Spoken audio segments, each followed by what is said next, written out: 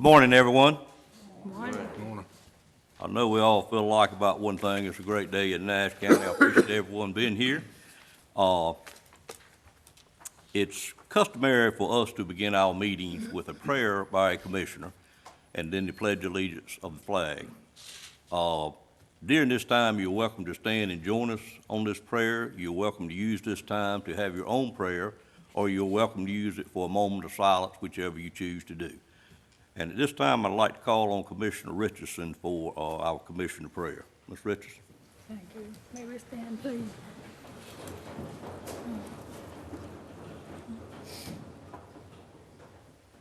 Dear Lord, our God of grace and of mercy, we humbly bow this day to say thank you for all the blessings you have given us down through the years. Thank you for bringing us to this place and for this purpose. May we honor you with respect that is due you. We ask you to lead us and guide us in all that we say and do, and all the things that you have assigned our hands to do for your people. And we can only serve you by serving one another. We ask you for your forgiveness for the times that we have failed you, and lead us and guide us into all understanding, and for the grace that you have sustained us with. We ask you to bless us and keep us in all that we say and do. In thy name we pray. Amen. Amen. Would you join us in the pledge? I pledge allegiance to the flag of the United States of America and to the republic for which it stands, one nation, under God, indivisible, with liberty and justice for all.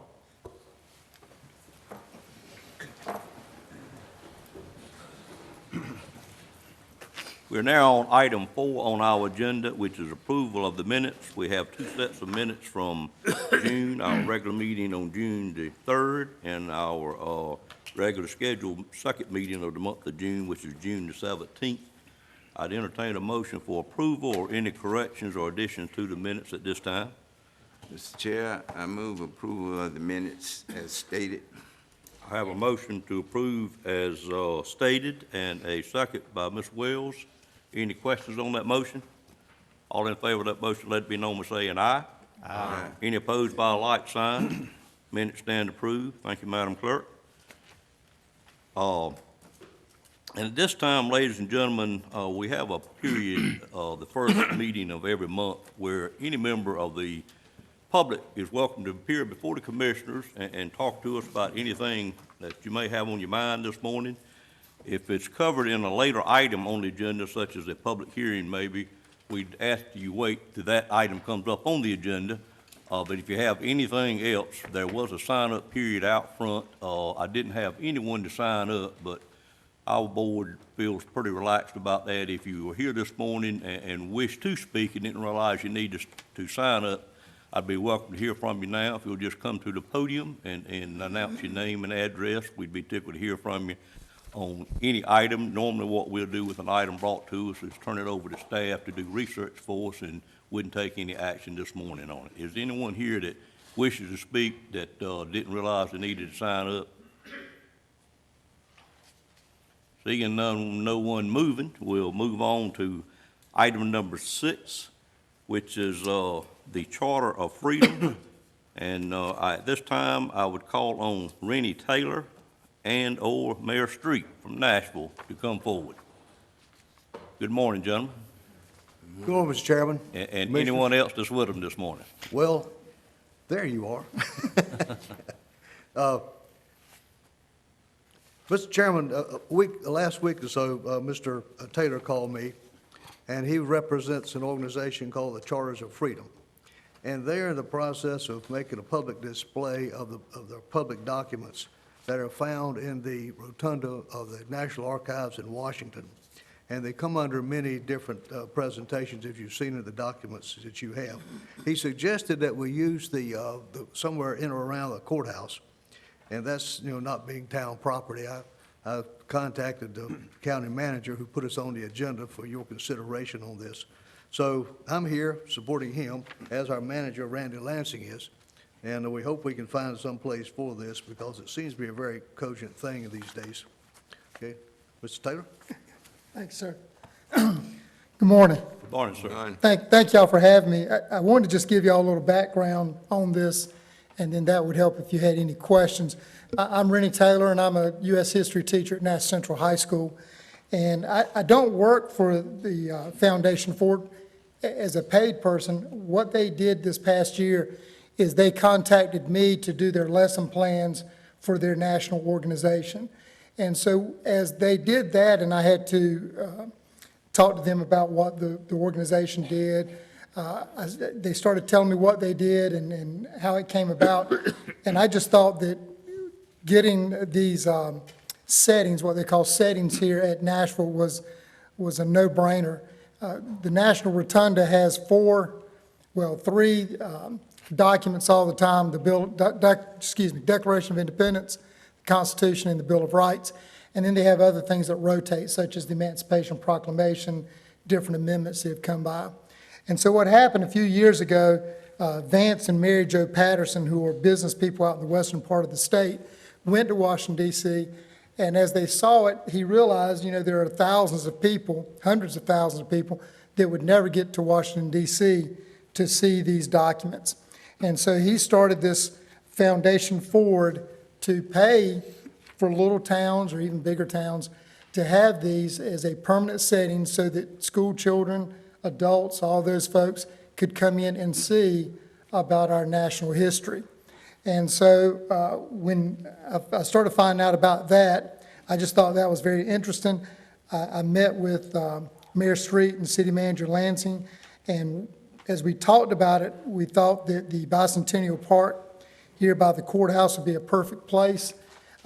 It does have to be open to the public, which that would be. It does have to have traffic, foot traffic, which it would. As you think about it, you think about during the Blooming Festival, people would be able to come over. People who just come to the courthouse would be able to come in and see. And so it made for just a natural setting for that to take place. So as we started pursuing this, I contacted the people with Foundation Ford once again because they had some questions. There is no tax dollars involved in this, and that is the great thing. The only thing they ask for is gifts in kind. If we could, or the county, city, for example, had a backhoe, someone that operated a backhoe to help with the foundation. If someone had a connection to get discounts on the bricks, cement, things like that, that would help out. But they don't come to the local government at all for any money. That is through the foundation. So that is a positive thing. The local government would be in charge of routine maintenance, cutting the grass, cleaning the glass, cutting the grass, cleaning the glass. And then if something major happened, they would come back in and fix that. So once again, there is no cost to the local government. What they would do if we are interested in pursuing this at the next commissioners meeting, they would send a representative in who would go over all the steps that would take place. We would then set up a steering committee. The steering committee would be one of their representatives, and then some people from the commissioner's office, local people, local business people, interested people and sponsors. And that way, the city of Nashville and the county of Nash would be able to do it the way they wanted it done. Certainly, if you did it with brick, you'd want it to match the courthouse, but that's up to the steering committee, which you would be a vital part of. They would go around trying to see if some local business people would like to contribute, and then they would sell the pavers on the front that have people's names on it. That's kind of how they raise the money for that. But they do not go through the local government at all for any kind of tax dollars. And that's about it for me. If you have any questions, I'll be glad to answer those that I can. Thank you, Mr. Taylor, and thank you for being in Nash County this morning. Questions from the Board of Commissioners? Wondering, I know you said they would come back, any maintenance, anything they need. Is that anytime there's something that might need some repair or brushing up or whatever? Yes, sir. What they do, the settings are designed to last 200 to 300 years. The glass that covers the document is bulletproof glass. So they do not anticipate any rock being thrown from a lawnmower, messing up the glass or anything. But let's say that there was a problem with the brick, or they recently did have something that took place with some condensation, as simple as condensation in one, and they came back and fixed that. They have done, I think it's 19 settings to this date in 8 different states. They go as far west as Nevada. I'm looking at Clark County, North Dakota. One of the pictures that we have here. In several counties in North Carolina, Yes, sir. but mostly in the west. Right. And that is one of the things I thought would be great. They have one in Bertie County. Their most recent one is in Halifax County. And so we would be one that would be great for eastern North Carolina. If you think about as going back to the foot traffic, also maybe getting a sign on 64 saying location of our Charters of Freedom, so that as people come off 64 to get a bite to eat, they could come by and look at our Charters of Freedom. That's why I think the courthouse is a perfect place. It has parking for it. It's a short walk from the parking. Other questions? Does it have, one more? Sir. I notice all the pictures I'm looking at here seem to be a glass cover. What type is that? What type of glass is that? All I know is it is bulletproof glass. It is, Built to stand the weather. yes, sir. Okay. Yes, sir. That's one of the questions I asked this week, and they said that it is designed to be bulletproof so that no vandals could go up and start shooting at it. Hopefully that wouldn't happen here in Nashville. But, you know, they have to prepare for the worst whenever something's out all the time that doesn't have, you know, an enclosed area. So they've not had any problem with any of the ones that they've done. As I said, the only one, it was one of the first ones, and it had a condensation problem, but they corrected the fixtures so that it is more air coming through it, and they've not had any condensation problems at all. And of course, the documents that are underneath the glass are not parchment, they are kind of a brass plate. Other questions from board members? Mr. Taylor, about how much room does it take to do this? It looks like, how many different podiums do you have? Well, what you see here with your counter is it's not even that large. If you were to take your sections here, you would have the Bill of Rights, I keep saying the Bill of Rights first, the Declaration of Independence, and then 4 of your little squares here would be the Constitution, and then the far one would be the Bill of Rights. So it could fit right in front of where you folks are sitting easily. And then depending on what type of pathway you would want, some people have concrete, some people have more of a pavers when they do that. And have you had, I'm just trying to get a grasp of this whole thing, has the group appeared at any counties or cities where they chose not to do it, and do you know of any reason why they would have chosen not to? No, sir. Everyone that has requested once the representative from the Foundation Forward has come, every county has gone through with that. That's good. Well, I'm sorry. There was one that the foundation chose not to because the setting they wanted to use was enclosed and it was not going to be open to the general public. Gotcha. They wanted to have it at I think it was a school, and it was going to be locked up. And that's one of the things they want, is for people to be able to come back and forth to see it. So that was on the foundation's part to deny them. Now, that county is currently trying to find a different venue to host it, and then they will go through. And so it is always or routinely outdoors? Yes, anyway? sir. Okay, all right.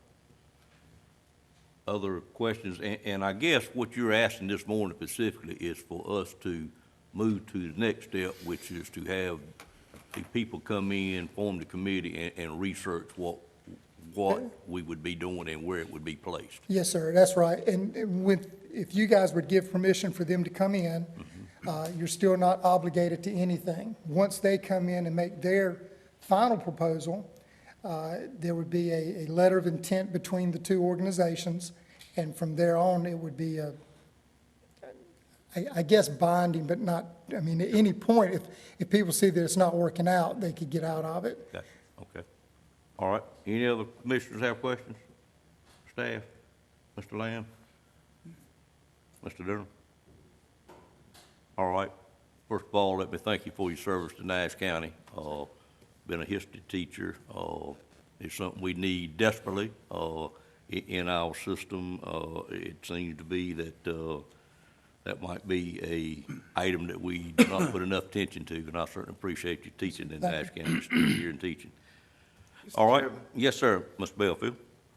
we to decide where we want to move forward with this? We are. I'm gonna call for input in just a moment, Mr. Belfield. Okay. Mr. Street, Mayor Street, anything else that you or the manager wish to say? No, we're just in support of this, you know, public documents like this are things that Yes. really obscure. You know, back when I was a functional person, when I was teaching, I used to carry groups of kids to Washington, and I was surprised how many people living, this close to Washington had never been there Sure. or never seen these things. Right. It's really a revelation. Yep. But it's a good thing to have. Thank you. Well, we thank you for being here this morning. Sure do. Thank each one of you. Thank you, sir. Thank you. Conversation from the board on the matter, thoughts? I view this as been a first step to a work in progress on this. I personally, as chairman, do not see any reason why we wouldn't at least move to the next step, investigate it, see if we've got a place that it would fit well. I think we should be able to find somewhere on our courthouse grounds, certainly, but what's the pleasure of the board? I would be very supportive of it. I would too, and I'd like to offer a motion that we pursue the Charter of Freedom Initiative. I Okay. second. I have a motion on the floor and a second. Now, any questions from board members? No, that's good, that's good. All right, all in favor of the motion, let it be known by saying aye. Aye. Any opposed by a like sign. Motion carries unanimously, and we thank you again for being here, and the staff will be in touch with you about scheduling when to be back. Thank you all. We now move to item number 7 on the agenda, which is a sad item and a happy item, all in one item, but it is a resolution to honor Dr. W. Bill Carver for his years of service at the Nash County Community College. I do mean it when I say it's a sad occasion.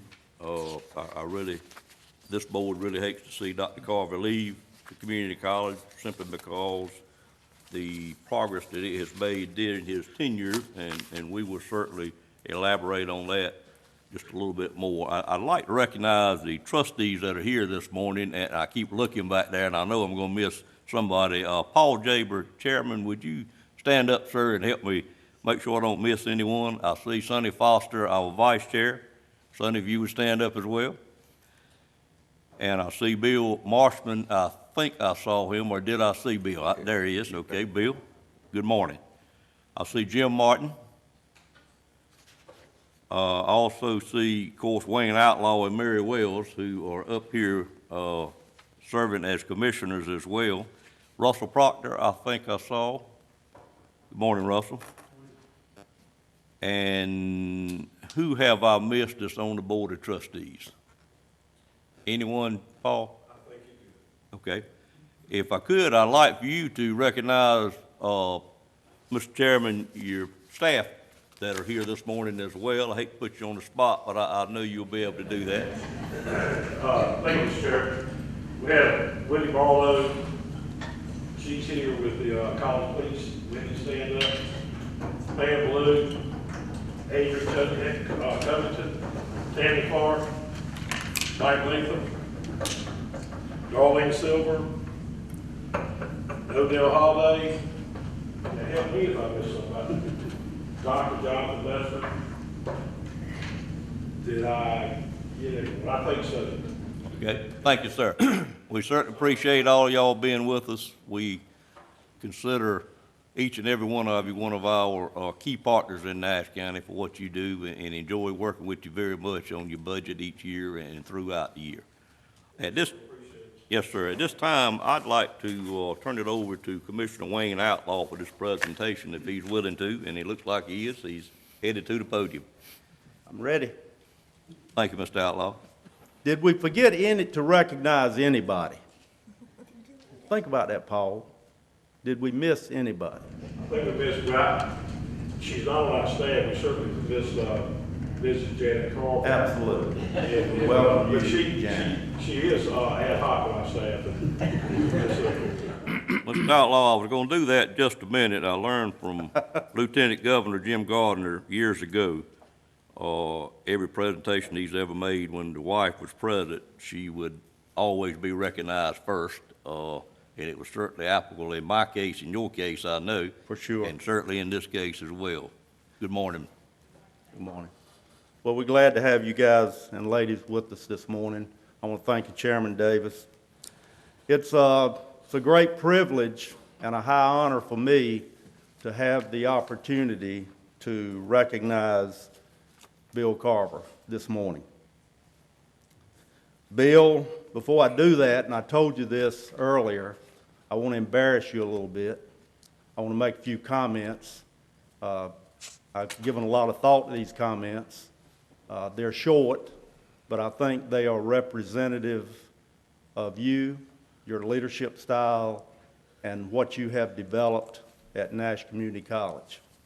I've been fortunate to serve as a trustee of the college for a number of years, not as long as some of the trustees, but I'll be honest with you, when I went on the trustee board, I was a little bit skeptical about the way it was being run and the finances and things of that nature. But I can tell you today I'm a believer. And I have come to have great trust and confidence in Bill Carver.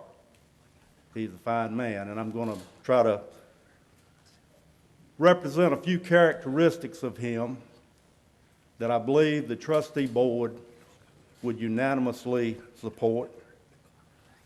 And I think these are representative of him and his leadership style. First, vision. Now listen to the words. Exceptional leaders have vision and get others to see the value in that vision. You've got to sit on the trustee board and attend meetings to see how the staff and the board buy into the vision. By buying into the vision, the team focuses their efforts and excitement on the end result. And you don't have to look far at Nash Community College to see what the end result is. Motivation. An intelligent leader. And Bill is an extremely intelligent leader through strong interpersonal skills. His interpersonal skills, in my estimation, are unmatched. Motivates people. It is one of their main functions as people managers in achieving objectives. Serving. A strong, confident leader, and he is a strong, confident leader, is at the service of the team and not the other way around. Team members must have recognition for their efforts and know that team success is valued more than personal success. Bill Carver promotes the success of the team. He never promotes himself. Empathy, a compassionate quality of any caring leader, is emotional intelligence, the ability, often innate, to allow a person to see and feel what other people are seeing and feeling. Creativity, results-oriented leaders are able to create an environment that encourages members of the team to develop their skills and imagination so they can contribute to the overall objectives of the organization. No one's better at that than Bill Carver. Thoroughness. An attentive leader knows when and how to follow up in a constructive way and is a good communicator, which includes listening. Communicating is not just talking. Bill is a good communicator, a strong communicator, and he is attentive to the details while allowing the team to manage the details. Managing. Effective leaders lead and guide the team to reach established goals, knowing when to step back and let the team take the initiative, which will allow them to develop personally and professionally. There's not a better staff anywhere. Maybe the Nash County staff rivals that staff, but that's a great staff we've got at Nash Community College. Team building. Team-oriented leadership focuses on the organization's greatest asset, people. Setting the bar high but realistic for the team to bring out the best in everyone. You see that anytime you interact with this team. And listen to this, integrity. Credible leaders, those that you have total trust and confidence in, always do the right thing, even when no one's looking. Bill always does the right thing. I trust him completely. And finally, taking risk. Leaders like Dr. Carver, in my estimation, are way ahead of his time. And it is evident when you look at Nash Community College and see what has been accomplished on his watch. Thank you, Dr. Carver.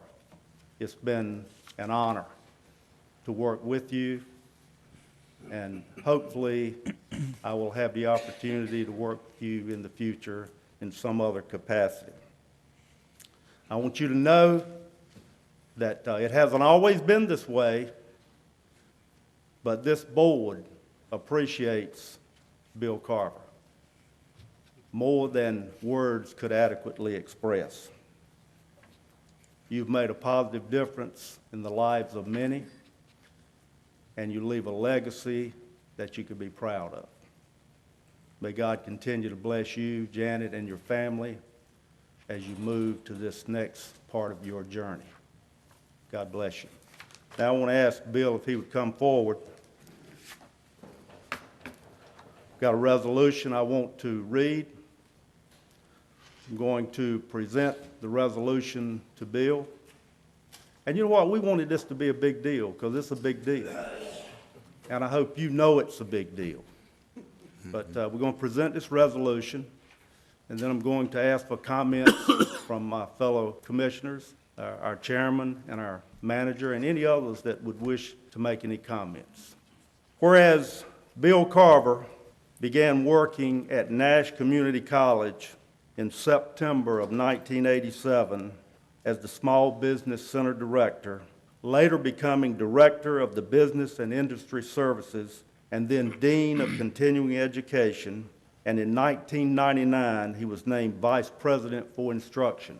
And whereas in 2005, Bill Carver became Nash Community College's 4th president, and whereas under Dr. Carver's leadership, Nash Community College has had sustained enrollment growth and expanded its footprint, modernizing instructional spaces and delivery, and whereas through his innovative thinking, vision, and strategic oversight, he created a welcoming environment which promotes successful learning and student achievement, and whereas President Carver's key accomplishments include fundamental education redesign in math, reading, and English, the opening of 4 new buildings to meet the growing needs of the community, support in earning Nash Community College's national ranking for its digital campus, and strong partnerships with business and industry, public schools, other community colleges,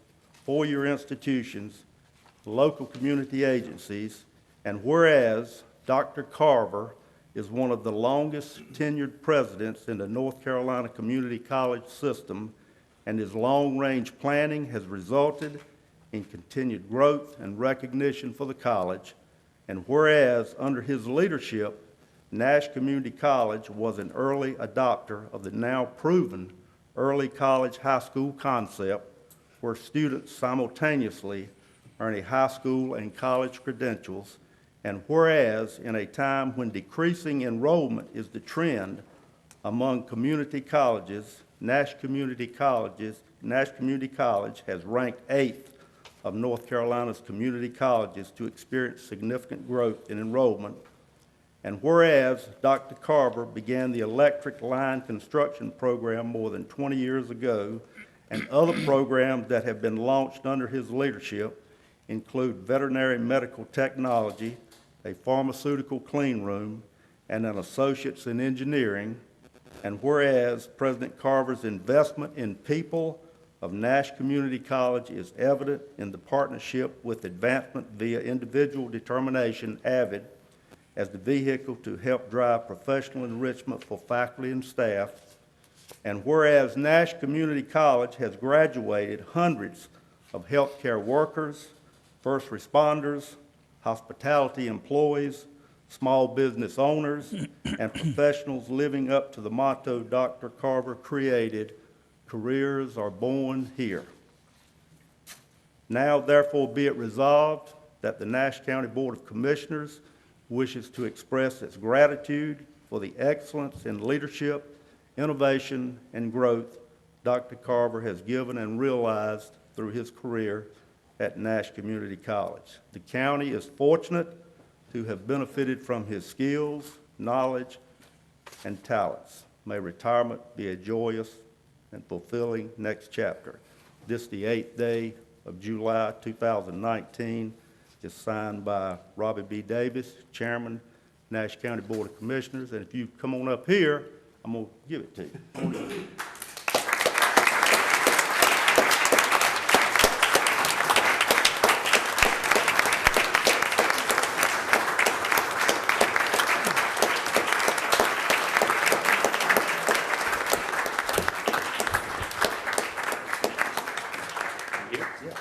Be great. I'll turn the podium over to a skills. Thank you, Mr. Chairman. Thank you, Wayne.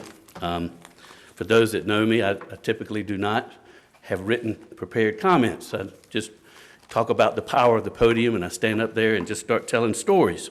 But this morning, I thought this was an important event, Mr. Chairman, and thank you so much for having me here, and I thought I would write down a few things. So I'm out of character, and I look a little bit uncomfortable when people start talking about me. I'd rather, and you're going to think, Wayne, that I called you this morning to Mr. Outlaw, to collaborate on my comments. But if you'll allow me a moment of personal privilege, I would like to thank all of you, the Nash County Commissioners, Nash Community College's most important partner.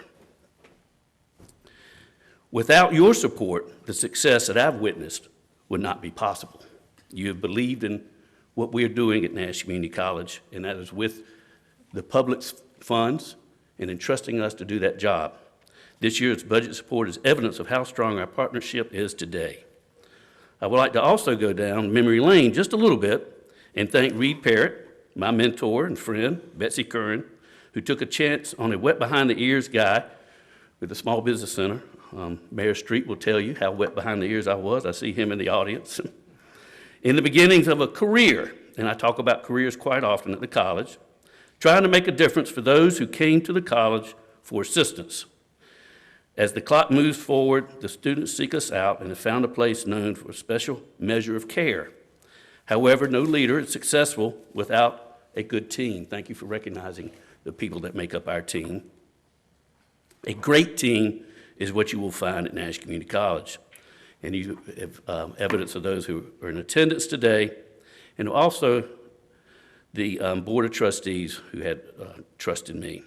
You've already called their names, but there are a couple of other visitors in the room. Charles Johnson, former trustee, Ed Moore, former trustee who is here today, and their service is important to the college.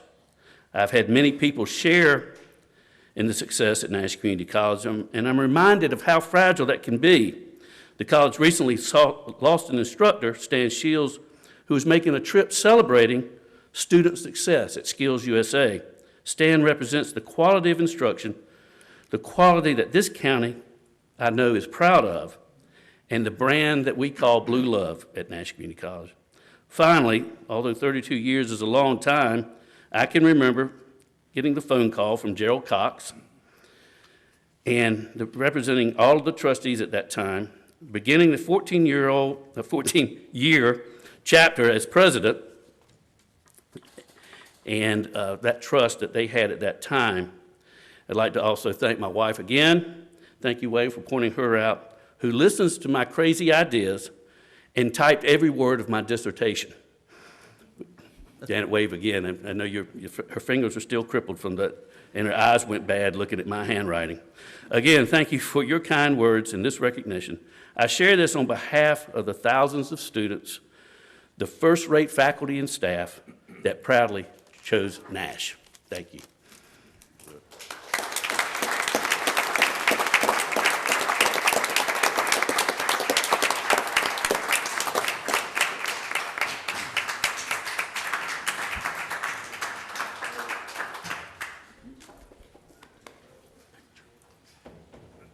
Have comments from other board members?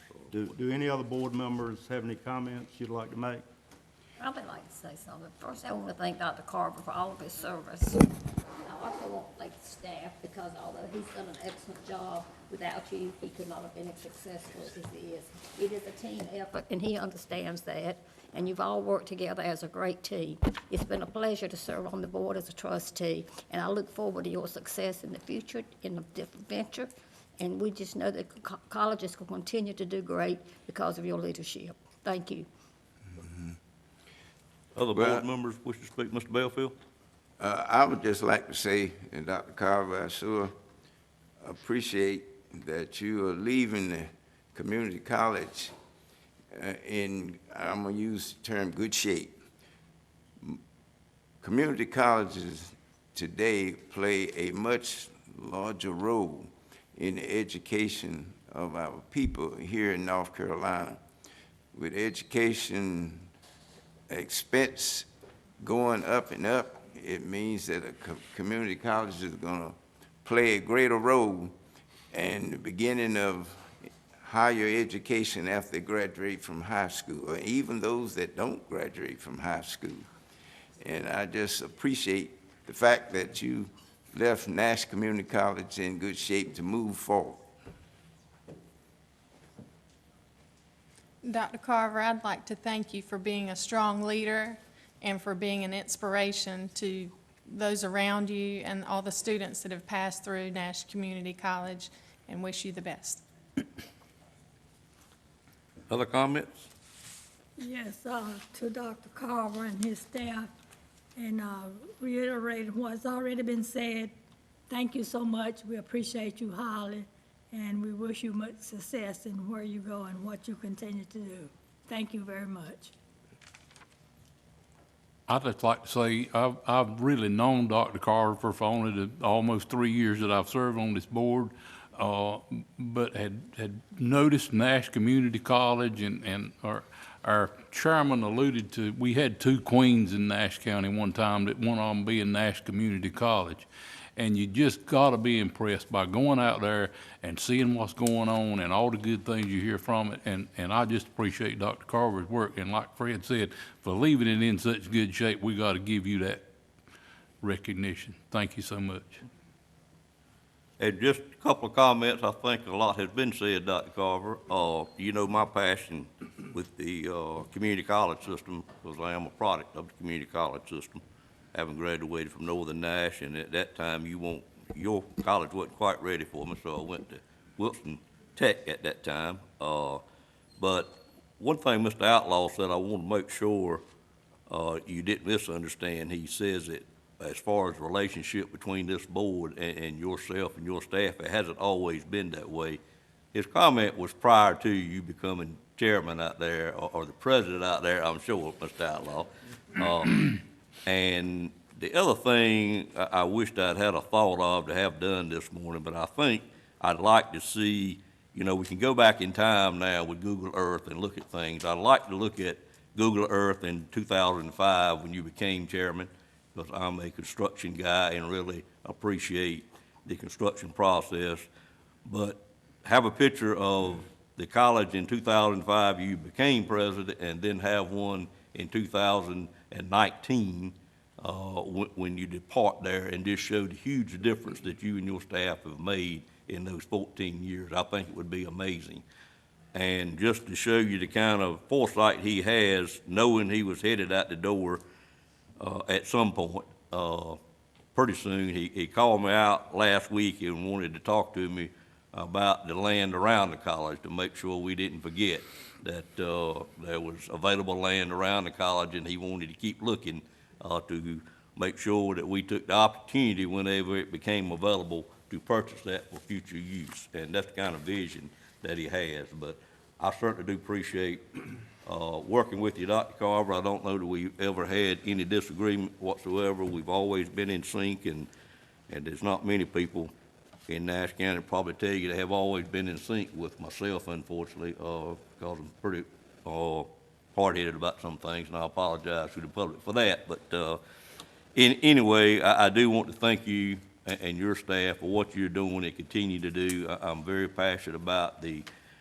community college, the technical colleges, and whatever we wish to call them, and the work that they do out there. It's the field that I'm in, and we so sorely need workers, because when we walk through our projects now, our average age of our craftsmen in the project now has creeped up to almost 58 years old, and it's pretty scary, quite frankly. So appreciate everything that you do. Mr. Outlaw, we wish to take a pause, I think. What you wish to do now? Excuse me, Mr. Lamb, I'm sorry. Thank you. I was a little scared what you'd say. Yeah. No, I've learned. Okay. I've learned. I want to say that I've enjoyed the last 5.5 years working with Dr. Carver. I've worked with, I guess, 8 different presidents of community colleges, and it's without a doubt he has been great to work with, one of the best I've ever dealt with. We had a little tiff one time that a newspaper reporter picked up on, and so for about a year everybody thought we were arch enemies, but we got over it real quick, and I learned from that. And but you've been great to work with, and as you mentioned, this year's budget, I think you got everything you wanted plus more, so as usually happens, but you really have been great to work with, and I thank you for all you've done for Nash Community College and Nash County. Thank you. So we hadn't been to the woodshed lately. No. Understand. What I'd like to do, if we Yes, could, sir. is take a brief pause and take a group picture Sure. with Dr. Carver. Okay. And if we could possibly get up here, maybe on stage, and get someone to take a picture. I'd like the trustees that are here to join in that picture if possible, and maybe even the staff could stand in front. All right, our next item is a public hearing that may be a little lengthy, so at this time, I'm gonna call for about a 10, 15-minute recess, and during that time, Mr. Outlaw, if you'll structure it how you wish to do it. Yeah. Thank you. Call us back to order at this time. Prior to moving to the next item on the agenda, with the papers I had up here this morning, I missed a couple of items at the beginning of the meeting I'd like to go back and clear up. I had 2 agendas laying here, one with my notes on it, and I got over on the wrong one and missed a couple of things. The first thing I'd like to do is to request the commissioners to allow me to add one item to the agenda, which would be 16A. And before you, you have a letter from one of our businesses in Nash County, Eastern Petroleum. And you also have a resolution before you, and it's concerning alcohol sales and the new law that was passed in the General Assembly. I'd like permission to add that, or just see if you had any opposition to adding that to the agenda under item 16A. Any commissioner opposed to that?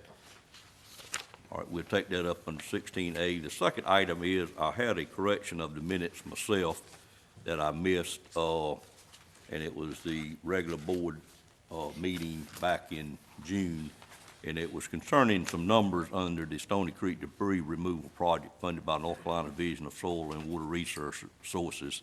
We had a more or less typographical error on our what we approved that day. It wasn't really in the minutes of what we approved that day, and I was supposed to correct that when we approved that minute. You have it, I think you have it before you. Does each commissioner have it?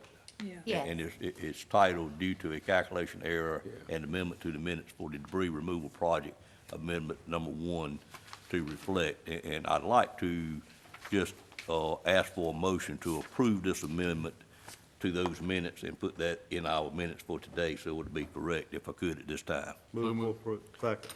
Okay, I have a motion by Commissioner Combs, second by Commissioner Outlaw. Any questions on that motion? Yes, you're Mr. talking Bell, about approving it for the minutes? Yes, sir. Of this meeting or the previous meeting? We would be correct in the minutes of the previous meeting. Okay. Okay. All in favor of that motion, let it be known by saying aye. Aye. Any opposed by a like sign, motion carries. Thank you for allowing me to take care of those two things. Now we're actually on item number, and Mr. Lamb had to leave for a few minutes to go take care of a family matter, and he should be back before too long. But item number 8 is a public hearing, which is general rezoning request to rezone 25 acres at 3645 Stony Hill Church Road from R40 single-family residential to RA-20 medium-density residential. And I'd like to call on Mr. Tyson to present this request at this time. Good morning, Al. Good morning. This is, as you said, general rezoning request Z190601. The subject property, excuse me, is an approximately 25-acre tract of land owned by L&F Farms LLC. It is shown in red on your screen and in your agenda packet. That tract is located northeast of the town of Bailey on the south side of Stony Hill Church Road between Juniper Road to the west and Chapman Road to the east. Is bounded on either side by those state road right-of-ways. The tract was previously included, you'll recall, in conditional use rezoning request CU 190401. It was one of 5 parcels that was requested for consideration of rezoning from R40 to R20 CU. It was this parcel here. Those parcels total to 188 acres. You'll recall that 2 months ago at your regular meeting in May, that request was withdrawn by the applicant prior to the public hearing, and obviously the subject area has shrunk considerably since that time to just the one 25-acre parcel. Property is currently zoned R40 single-family residential. It's primarily used for agricultural production with the exception of an existing dwelling located at 3645 Stony Hill Church Road. That will be the dot right there. And then the dot to the east at 9750 represents a single-wide manufactured home that was previously located on the property but has since been removed. You can see in the aerial photo that the property is adjacent to other agricultural farmlands and a few existing residential dwellings in the surrounding area. Property is not in a floodplain, has some existing ditches on the east side that could potentially have riparian buffers. And regardless of the zoning, there are watershed rules that would limit the development of the property in this area to a density of no more than 2 dwelling units per acre, with no individual lots being less than 20,000 square feet. And so that limitation, capping the lot size at least 20,000 square feet, would remain in effect regardless of the zoning. The property has access to a Nash County public water service line, a 4-inch water line installed along Stony Hill Church Road, this public right-of-way right here. and there is no public sewer service, so any development would continue to be reliant upon on-site septic systems. This request, General Rezoning Request Z190601, has been submitted by Mr. Frederick J. Schroeder Jr. and Lane F. Schroeder, the applicants, on behalf of the property owner, to rezone the subject property from R40 single-family residential to RA20 medium-density residential. The current prospective developer of the property is the C.T. Williams Corporation, as represented by Mr. Cecil T. Williams, Jr. The RA20 zoning district, you'll recall, is, quote, primarily intended to accommodate single-family detached dwellings in areas where public water and/or public sewer services are available, or where soil characteristics allow for medium-density development.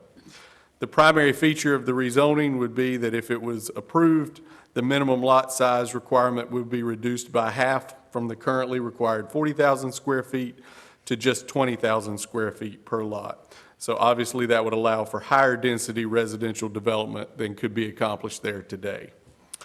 The proposed rezoning also affects the land uses that would be permitted on the property. The proposed RA20 zone is slightly more restrictive in terms of land uses than the current R40 zoning district. If you will reference your agenda package there, you have an excerpt from the Nash County table, the Unified Development Ordinance, specifically the table of permitted uses. That is a two-sided excerpt there, so there are 9 land uses highlighted in yellow. Each of those land uses are something that would be potentially allowed by the current R40 zoning district under certain circumstances, but would not be allowed under the proposed RA20. The most notable land use of those 9 are double-wide manufactured homes, which are currently allowed, but would not be allowed if the rezoning is approved. The property is and will remain eligible for the cluster development option, which you'll recall allows developers to make slightly smaller lots as a trade-off for dedicating some shared common area or public open space. So for instance, if this property was rezoned to RA20, the developer could exercise the cluster development option to potentially make lots as small as 10,000 square feet, but he doesn't end up with any additional lots than he would have had otherwise because the extra lot area has to be combined into that shared public area. Also recall that those lots still, at any size, must be evaluated and verified to be suitable for septic systems before they can be recorded. In very general terms, the tax department has estimated that the rezoning could result in up to an approximately 50% increase in the taxable value of the subject property. That's based upon the determination that a 20,000 square foot lot would be appraised at approximately 3/4 of the value of a 40,000 square foot lot. There are 2 tools that we use whenever we evaluate a rezoning.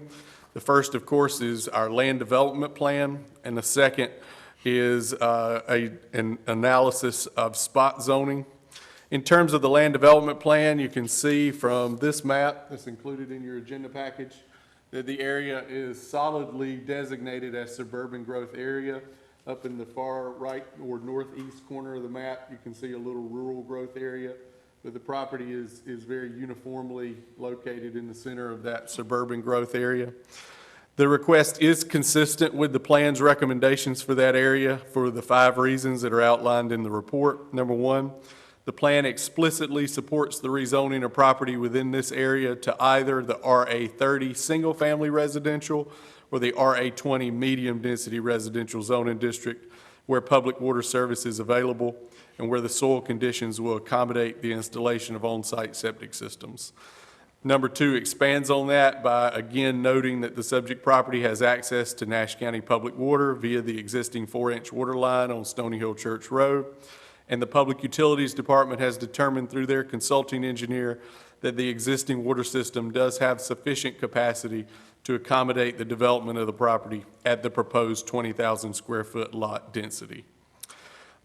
Number 3, the soil conditions of the subject property, as depicted on the Nash County Soil Survey map, appear sandy, well-drained, and favorable for the installation of on-site septic systems.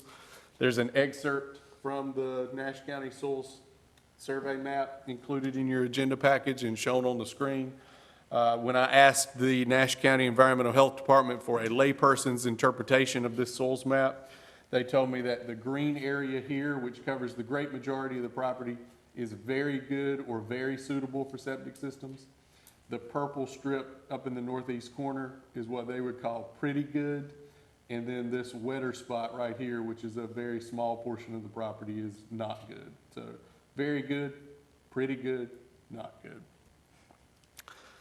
The higher density development that would be permitted by the zoning district will help accommodate the significant residential growth that the plan has anticipated for this area.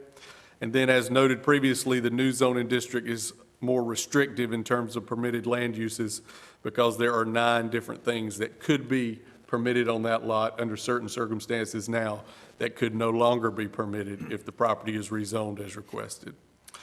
So in terms of those 5 arguments, the request is consistent with the land development plan. However, there are 2 things that should be noted for the board's attention. Number 1, you'll recall that I stated that the plan recommends rezoning to either the RA30 zoning district, which allows 30,000 square foot lots, or the RA20 zoning district, which allows 20,000 square foot lots, and what is requested by the applicant in this case. The plan leaves that choice to your discretion as the deciding board. And you are allowed to decide that on a case-by-case basis as to whether a potential site is better suited to the RA30, 30,000 square foot, or the RA20, 20,000 square foot density. A rezoning to either district would be equally consistent with the recommendations of the plan. And so if in fact you decided that a 30,000 square foot lot density might perhaps be a good compromise between the 20,000 that the applicant is requesting and the 40,000 square foot lot that is currently, that density which is currently in place, and which I anticipate the opponents of the request are going to argue that you keep in place, then you could accomplish that today within the confines of this public hearing. You do not have to re-advertise or have a new application. So the requested RA20 is an option. The RA30 remains an option if the board feels that that would be a compromise or some sort of acceptable middle ground. And then, of course, it should also be noted that the plan is an advisory document. It does not obligate the commissioners to vote any certain way, and state law does not require that your zoning actions must always be consistent with the recommendations of the plan. The plan deals in generalities, and when you have a request in front of you today, you are dealing with specifics about a particular site.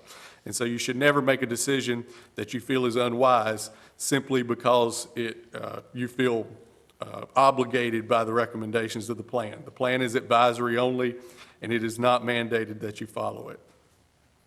If you chose not to follow the plan and to deny the rezoning request, what I would anticipate is the most likely reason would be a determination that the area the rezoning is requested for is predominantly rural and low density, and perhaps you would determine that this request would not be consistent with that development pattern. On the other hand, if you want to do something different, which would be higher density, this is the place to start. And so you have a lot of options in the plan there. You can rezone it to RA20, rezone it to RA30, or it's perfectly acceptable to keep it zoned as it is today. The second tool we use is a spot zoning analysis. If I can refer to the zoning map, you'll see that this property is located in the heart of an R40 residential zoning district. That uniform green color indicates that everything is zoned basically the same in that area. So certainly this could be considered spot zoning because this property would become the only tract in the area to be subject to the higher density dimensional standards of the RA20 zoning district. The nearest similar existing zoning district is a 5.5 acre R20 conditional use district. You might recall that this board approved the creation of that district at the end of last year in November. That would be located about 1.5 miles to the south at the intersection of Old Smithfield Road and Friday Road. And that was that turned into an approximately 10-lot subdivision at the intersection of that road once it was rezoned to R20 CU. Spot zones are only a problem if they are determined to be unreasonable. And this request could be considered reasonable spot zoning because, number one, as we've already discussed, is consistent with the recommendations of the land development plan. Number two, the property has unique conditions in that it has access to public water and favorable soil conditions for septic systems. The subject property, as well as all the adjacent and surrounding properties, already are and will continue to be zoned for residential use. As we've already noted, the new zoning district allows higher density residential development, but is more restrictive in terms of the permitted land uses.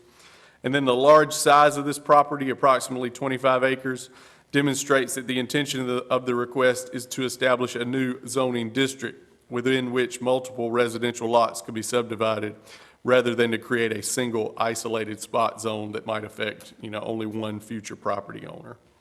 So for those reasons, it could be considered reasonable spot zoning. The Technical Review Committee reviewed this request back on May 31st and recommended approval based on its determination that the request is reasonable in the public interest, consistent with the land development plan, and reasonable spot zoning. The Planning Board considered this request on June 17th. The applicant, as well as the prospective developer, both addressed the board in support of the request. Attorney Mike Eatman and Mr. William Eatman, both residents of the surrounding area, addressed the board in opposition to the request. Ultimately, the Planning Board voted unanimously to recommend approval, specifically approval of Consistency Statement A, and then approval of the request to rezone the subject property to the RA20 Medium Density Residential Zoning District, which is the specific district requested by the applicant. We ask you to hold a public hearing this morning. The applicants are present, and I'm sure willing to speak with you and answer any questions that you might have. This is going to be a two-motion process. So motion number one will be to adopt a consistency statement. You have a consistency statement A if you wish to rezone the property, and a consistency statement B if you wish to deny it. If either one of those statements don't completely encapsulate the reasons you might be doing either thing, we can help you amend those prior to adopting one. And then motion number two, you'll need to approve or deny the zoning map amendment. If you choose to approve it, option A is for the 20,000 square foot lot size, option B is for the 30,000 square foot lot size, and then option C would be to deny the request altogether. All three acceptable options, depending upon how the board decides this morning. Before we proceed with the public hearing, I will be glad to take any questions that you might have of the staff report. Any questions from board members of Mr. Tyson at this time? Thank you, Mr. Tyson. Entertain a motion this time to go into public hearing. Move that we go into public hearing. Motion by Commissioner Combs, second by Commissioner Belfield. Any questions on that motion? All in favor of the motion, let it be known by saying aye. Aye. Any opposed by a like sign? Motion carries. Ladies and gentlemen, we are now in a public hearing to discuss this or hear from the public and the applicant on this rezoning request. When you come up to the podium, it is not a quasi-judicial public hearing, so we just ask that you state your name and your address. And it really doesn't matter to the board which order you come in, whether you're for it or whether you are against it. We'd certainly like to hear from anyone that wishes to speak this morning.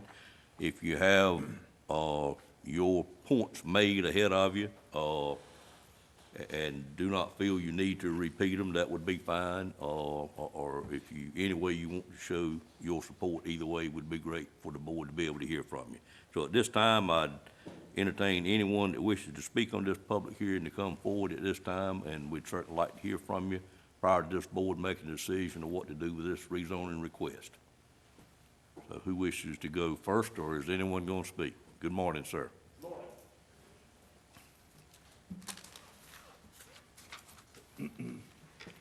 Good morning, everyone. My name's Mike Eatman. I'm an attorney here in Nashville. I work at the Etheridge, Hamilton, Murray Law Firm. And I also live directly across the street from this proposed rezoning. I live on land owned by my father, who is in attendance here today. And I'd like to tell you a little bit about my family and their situation in this area. And then I'd like to tell you the reasons why I am opposed to this and that the people in the community are opposed to it. For the record, would you give us your actual address, Mr. Eatman? Yes, sir. My name is Joseph Michael Eatman, E-A-T-M-O-N. And my address is 9660 Juniper Road, Bailey, North Carolina. Thank you, sir. Yes, sir. Now, I've done title work on this property in the past, and I've traced it back to my great-grandfather bought this property. The first tract he got was in 1906. He bought that, and subsequent tracts he bought from family members. So my family goes back on this property to the 1800s. And so not only my family, but a lot of other people that you see assembled here today have close ties to this area.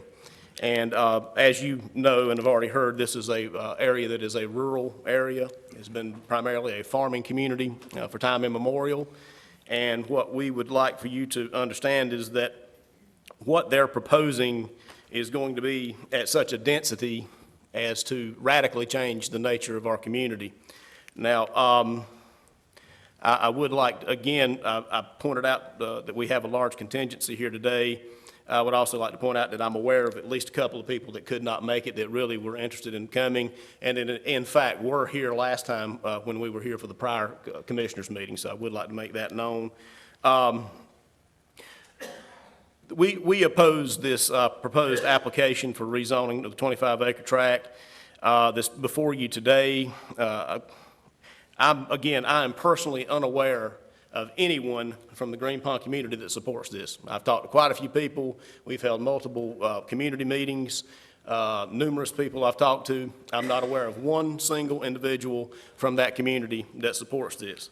And again, as you know, this is not the first time that this particular issue has been before you. Recently, the applicants applied to have 188 acres rezoned, and they also applied for a conditional use permit, which included the 25 acres in question here today. At that time, it was 188 acres, and they had to withdraw that, and apparently there's been some changing in the laws since then that they used to come back on now. But I will point out, I have been, to my knowledge, I have been to every planning board meeting and now every commissioners meeting that's involved in this particular situation. And so I have listened with a keen ear and of things that were said by the parties that are involved. At the most recent planning board meeting, the developer was asked, after I had raised the question about whether or not that their long-term intention was to still develop all 188 acres, when the developer was asked, the question was put to him by the planning board, he said yes. So what I would ask that you do in this particular situation is look at it in the light of that they're not just here to redevelop or to rezone and develop the 25 acres. This is just one step in the process for they're going to try to have all 188 acres redeveloped. And what they're asking you to do is to change it from R40, which all the rest of the people in Green Pond live under. They're asking you to change it down to R20, which as you know is quite a bit different density. Now, I will point out that we have done some research on this matter, and with regard to the 188 acres that was originally applied for, we understand that the applicants also own additional land in the Green Pond area above and beyond the 188 acres. And so we are definitely concerned that this is just a stepping stone in the process for them to develop what could be, what I am to understand, could be in excess of 500 acres in the area, not just the 188 that they have already admitted that they're trying to rezone and develop. Now, we have numerous concerns about this rezoning. Generally, we believe that the rezoning and any development will cause unreasonable problems with traffic. You got to remember, there's a couple of two-lane roads down in this area. We're not talking about a extremely strong infrastructure in the area, but we're talking about traffic, we're talking about potential policing issues, we're talking about school issues, taxes, sanitation, environmental issues, as well as overall safety of the community are all questions and concerns that we have and we've all talked to one another about and I think are reasonable to point out to the board at this time. Now, specifically, we believe that the rezoning, just in this particular case, for the 25 acres is unwarranted because it will benefit one or a few people at the overall expense of the wider existing community, and that's in contravention of public policy. At the first meeting of the planning board, Mr. Schroeder, this is going back to the very first meeting of the planning board when the 188 acres were on the table, Mr. Schroeder told the planning board that he was attempting to rezone and develop the land in Green Pond to make money for his grandchildren. So the applicants have therefore publicly stated that this is merely a money-making venture for them. They do not live in Green Pond. My understanding is they live in Chocowinity, North Carolina, or in that area. So therefore, they don't live in Green Pond, nor do they live in Nash County. And obviously, the residents of Green Pond do. And so we want you to understand that. Now, if the proposed rezoning is allowed, along with rezoning of the remainder of at least the 188 acre that was stated by the developer at the most recent meeting of the planning board, the landowners will be able to build a development larger than the town of Bailey. I looked at the most recent census data, and the most recent census data I saw indicated that Bailey has a population of 569 people. We believe that if they build this out as they're planning on doing, and they've already announced publicly, that you would have a town larger than the size of Bailey crop up out in the middle of Green Pond. Now, this will fundamentally transform a rural community that has no such history of dense housing. And this is radically out of character with the current community. Therefore, we believe that any development in the area should be done at the current R40 zoning. The landowner can still profitably develop the site at R40, which will be in harmony with other nearby development, but it will be less dense. And in summation, we believe that the proposal before the board is incompatible with the Green Pond community, and if the applicants are allowed to develop the given 25 acres, as well as the remainder of the 188 acres as originally proposed by them, then the Green Pond community will cease to exist as such.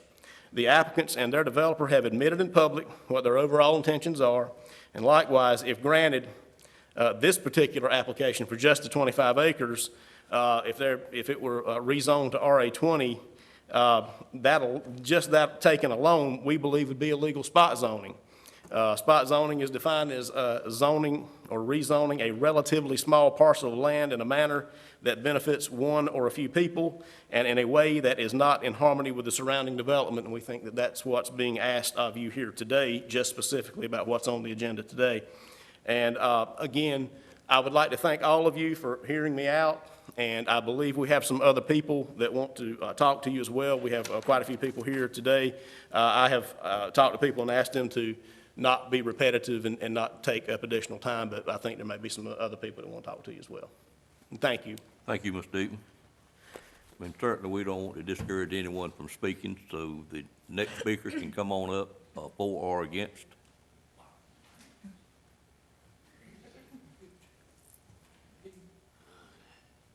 Good morning, ma'am. My name is Doris Brantley. I'm representing my husband, Dilton Brantley.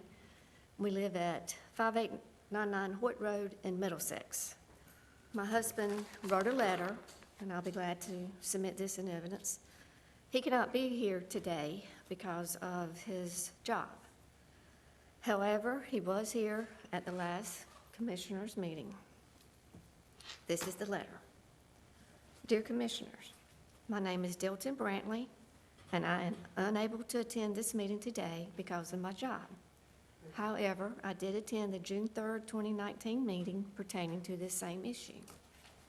I would like for you to take this letter into consideration as you make your decision about the rezoning of the 25 acre of land on Stony Hill Church Road. The reason I am concerned about the rezoning of the land is that I own property within a half mile of the request.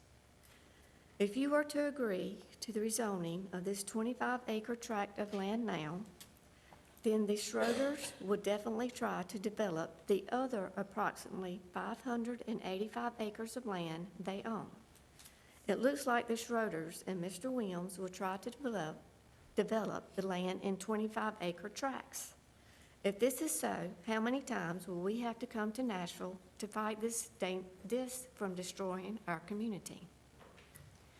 When said and done, there is going to be a minimum of 1,000 houses, 4,000 to 5,000 more people, 2,000 to 3,000 more vehicles, 3,000 to 4,000 children for an already overloaded school system in the southern part of Nash County.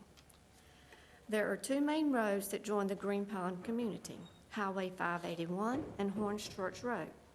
There will be 2,000 to 3,000 more vehicles traveling on these two main roads, trying to get to school and work. And let's don't forget the farm equipment traveling on these two roads, because this is a farming community. Glover Milling Company is a local business that has peak times during the year on Horns Church Road. Grain trucks are waiting in line on the road to unload this grain. How can we let this dangerous situation ever begin? Hopefully, you will take in consideration our opinion as to why we are not in favor of this rezoning request. The Green Pond community is thriving just the way it is. Thank you, Delton Brantley. Thank you, Now, Ms. Brown. Do y'all want this letter? You can give it to the clerk down or the end would be great. Thank you, ma'am. Next speaker.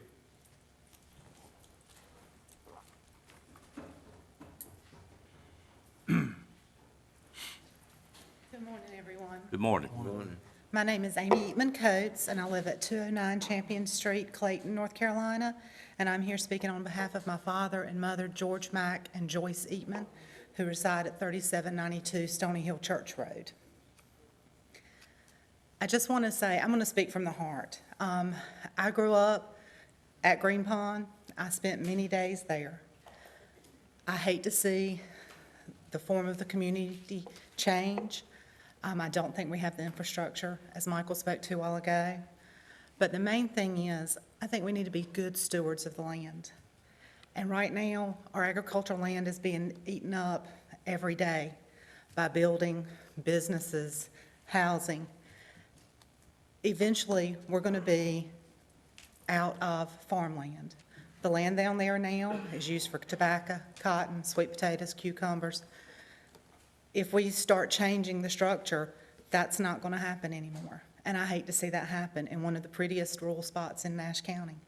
And I just beg you today to think and consider that as you're making your decision. Thank you, ma'am. Next speaker, please. For or against?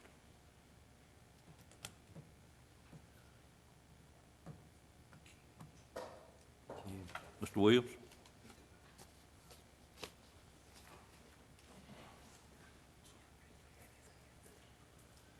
Hello, my name's Cecil Williams. I live at 6765 Jordan Road in Elm City, North Carolina, but I am a Nash County resident. I wanted to speak with you all about the rezoning request, and while I'm doing that, I want to put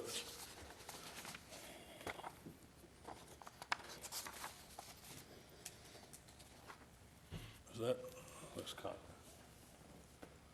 That's the homes that we're going to be building. That'd be 1,800, 2,000 square feet probably, $200,000 homes. And I don't know that anybody could really be against that. I'm trying to get my right page. I want to go to the origins of the Toys Not Reservoir. The Board of Commissioners early in the year addressed the issue of the Toys Not Reservoir watershed rule that expired a couple years ago. And if we only had Mr. Billy Morgan back, he could explain to us about the 40,000 square foot rule. And when it was done, we were all concerned about Wilson County and the rule taking the people's land and not compensating them for it when it took them from having lots, whatever size you wanted to really build back in those days, and required that all lots, irregardless of how good the soils was, would have to be 40,000 square feet. That rule was in effect for a long, long time, and we finally got some relief from that rule earlier this year as far as Nash County is concerned. And I think that the county should be more concerned about the soils and how much septic tank the soils can accommodate rather than how many square feet is in a lot for people to live on.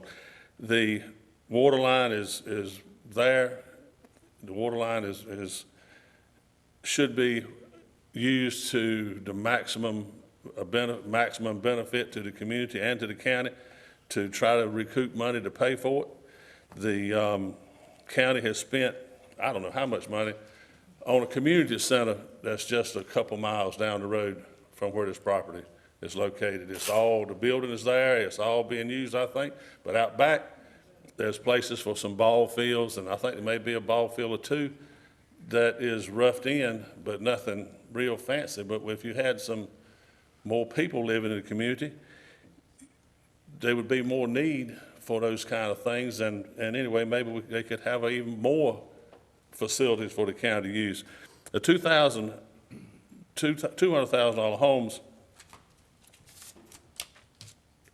is considered low or medium density. At any rate, the way my calculation was, a $200,000 home would generate about $1,300 in county taxes, and that would be $23,000 if you left it like it is. And if you went to half-acre lots, that would jump it up to $46,000 that would be generated for the county. That don't include sales tax and additional people. But it'd be around $46,000 in taxable income. And if we want to build 50 houses, we can use 50 acres of land. Or if we can get this rezoned to R20, we might not have to use but 25 acres of land.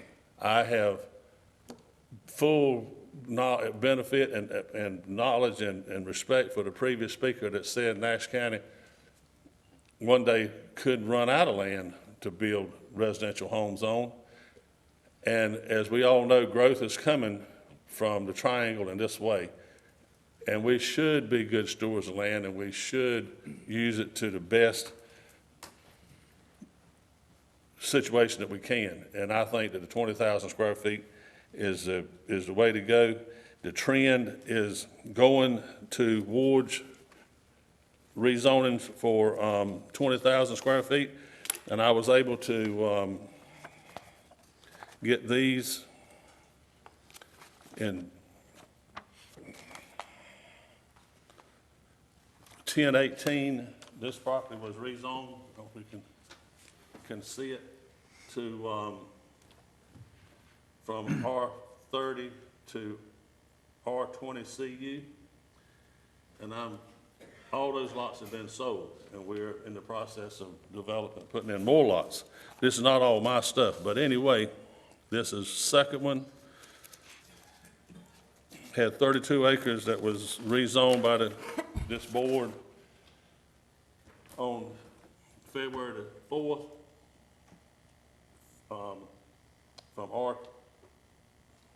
from R30 to R20.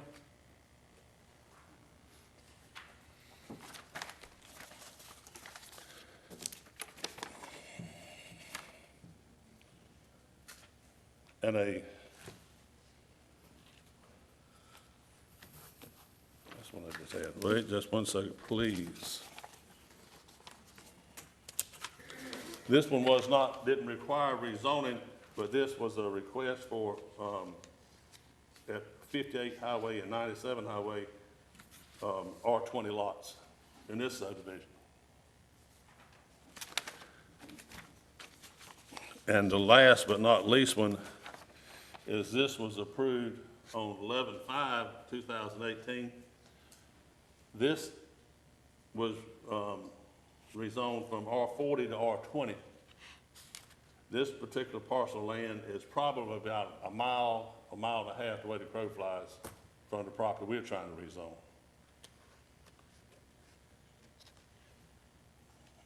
So I would hope that the owners of the property that we're trying to rezone now would receive the same benefit of rezoning as the people that we saw in these requests that have been approved by this board. And I would hope that you would please pass the request, since it was unanimously approved by the planning board and TRC, and I think it's in the best interest of the county to rezone the property. Any questions, anyone? I've got a question. We've heard comments before you about the concern over the density. Have you had any conversation with them to address their concerns? I've heard their concerns at the planning board meeting, and I've talked to a couple of people, and I don't, like, sort of like the gentleman here said, they don't want to change from R40 to, they want to stay R40. And, I respect their opinion that they want it to stay R40, but I would hate to use up a 25-acre parcel of land and not get the 25 houses. When we can get probably 40 or 45 houses on the same parcel of land, which means we're not gonna have to go somewhere else and get some more land to continue to build the houses, as long as we can get the lots and keep it denser. And the 20,000 square foot lot is a half acre. That is a pretty good sized spot. And most of the people now, the people that we're dealing with, they don't want a lot of yard to cut and those kind of responsibilities and things.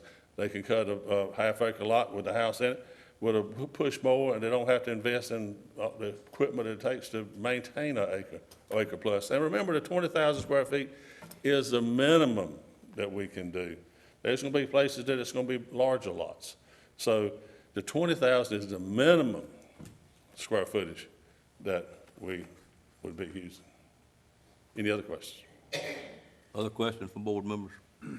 Thank you, Mr. Williams. What about, Excuse me, Mr. Belfield. what about 30,000? I don't know that we can make the numbers work. Make the numbers work. I'm talking about, we got a certain place to be with building our infrastructure, putting in the streets and the roads and doing the upgrade we got to do. And our builders want to pay but so much for a lot. And when they're buying lots now for half acre lots, it's sort of hard for us to put the infrastructure in and whatever, and compete with the guy that's doing a half acre lot when we would have to be doing an acre lot. But Well, it seems like to me with a lot of residents, people living in the community want to stay R40, and you're requesting R20. Seem like somewhere in there a compromise would be better. Right. And there is growth spinning off of the Research Triangle into Nash County, and it's going to happen in the Middlesex-Bailey area. But I think we need to be pretty reasonable with it. And compromise. okay, I'll let's see how it goes the rest of the day, and see over this time and see sort of how that goes. I mean, the R30, you can. My understanding is you only put 2 houses on acre land with the new watershed rules that are still in place there. And with the R20, we're at 2 houses an acre. We're not at 2 houses an acre, but you would be real close. But R30, it would be wrong not to put it'd be wrong not to go on and put out the fact that R30 can cluster to R20. So I'd rather be straight up, if we want to put we want half acre lots. And if we have to compromise to go to R30, then you're gonna be forced to use the cluster rule to do the R20. So that's just sort of where it's at. Any other questions? Thank you, Mr. Williams. Thank you. Do anyone else wishes to speak for or against this rezoning request? Good morning, sir. Morning, gentlemen, ladies, public. I'm William Eatman. I've heard speakers this morning talk about Give us your address, Mr. Eatman, if you will. 9581 Bailey Road, Bailey, North Carolina. Thank you, sir. I've heard speakers this morning speak on economics, dollars and cents. I've heard people speak on emotions, and I want to speak on practicality. I I just built a house and moved in the 24th of January on Bailey Road. I did my own contracting. I hired all my subs to do all the work. I know nothing about construction other than what I learned when I built my house. But when I built this house, it's built I'm going to use technical terms, and if anybody's construction business, you understand it. And I'm repeating a lot of stuff because I'm not a builder. My house is built 16 on center. I've got zip board walls on the exterior walls. I have a stick-built roof with 3/4 OSB and about 800 square foot attic that's not finished, that can be finished if I went and got a permit. I don't have to have new construction, just build the walls. I use Tech Shield for the ceiling. I use a Vantech flooring in it, which is some of the best material you can use. The cost of it and the appraised value of it right now is $223,000. So I used good high-quality materials. I monitored the construction myself. I had a friend who was a general contractor that gave me advice. So if a house is built under the same conditions mine's built under, I would have no opposition to it with the same quality material. And the other thing, and that's all I have, is the roads there were built for farm and rural agricultural production. I was born in 1948. And it's been used for that since my birth. The roads now are in deteriorated condition because of just farm traffic. As I understand it, I'm not a road construction person. I was understanding that the roads do not have gravel bases on them, they have sand under them. Sand will hold up under light conditions, but under heavy conditions, it's going to break up a lot. So, in all probability, any of these roads over there, if you do this kind of construction, the roads are going to have to be rebuilt and put gravel bases on them, which would be a major construction project in itself. And I think that'd be detrimental to the community in that the inconvenience to the people who've lived there their whole lives, the people who may want to move into the community. I'm not opposed to R40 because that's what I used when I built my house. But I'm definitely opposed to R30 or R820, either one. Thank you very much. Thank you, Mr. Eaton. Other speakers? For or against? Seeing no one rise, excuse me, Ken, I'm sorry. Just have a technical question. Adam said that under the watershed rules, a lot could be no smaller than 20,000 even under the zoning regulations. And then later you said you could have cluster development that would drop them to 10,000. I can't square those two statements. I'll let Mr. Tyson address that if he's willing to this morning. I know the answer, but I probably won't say it right. I believe the ordinance includes an exception for the cluster option because you are not you're not increasing the overall density because you end up with the same number of lots that you would have had before. So I think the answer is that the exception to that rule is when you're using the cluster development option, because all of the land that would have gone into the yards of those lots is still reserved and can't be built upon at a higher density. You end up with the same number of lots and the same number of houses. So it's an exception in the watershed rule for the cluster development option. Okay, thank you, Mr. Tyson. Exception in the watershed. So, Adam, are you saying you could wind up with a 10,000 square foot lot? You could, if that 10,000 square foot lot had room, according to the health department, for a home site, a septic system, and a repair area, and the other 10,000 square foot that would have normally been required in that lot is set aside somewhere else on the same property to not be built upon and used as a shared common yard area that everybody could use. The utility of the cluster development option is decreased in a situation like this when you start to chisel the lot sizes down so small, because you still have to find that septic area and that repair area. Great. Thank you, Mr. Tyson. Is there anyone else that wishes to speak? Seeing no one, I'd entertain a motion to close the public hearing at this time. So moved. Moved by Commissioner Outlaw, second by Commissioner, which one? Leggett, Wells? Wait. Leggett, thank you.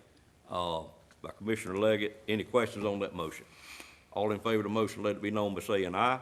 Aye. Any opposed by like sign? Ladies and gentlemen, we have now closed the public hearing, and it is time for discussion from the board. Mr. Tyson, do you have anything else you wish to add? I do not. Okay, all right. Any questions of Mr. Tyson while he's up?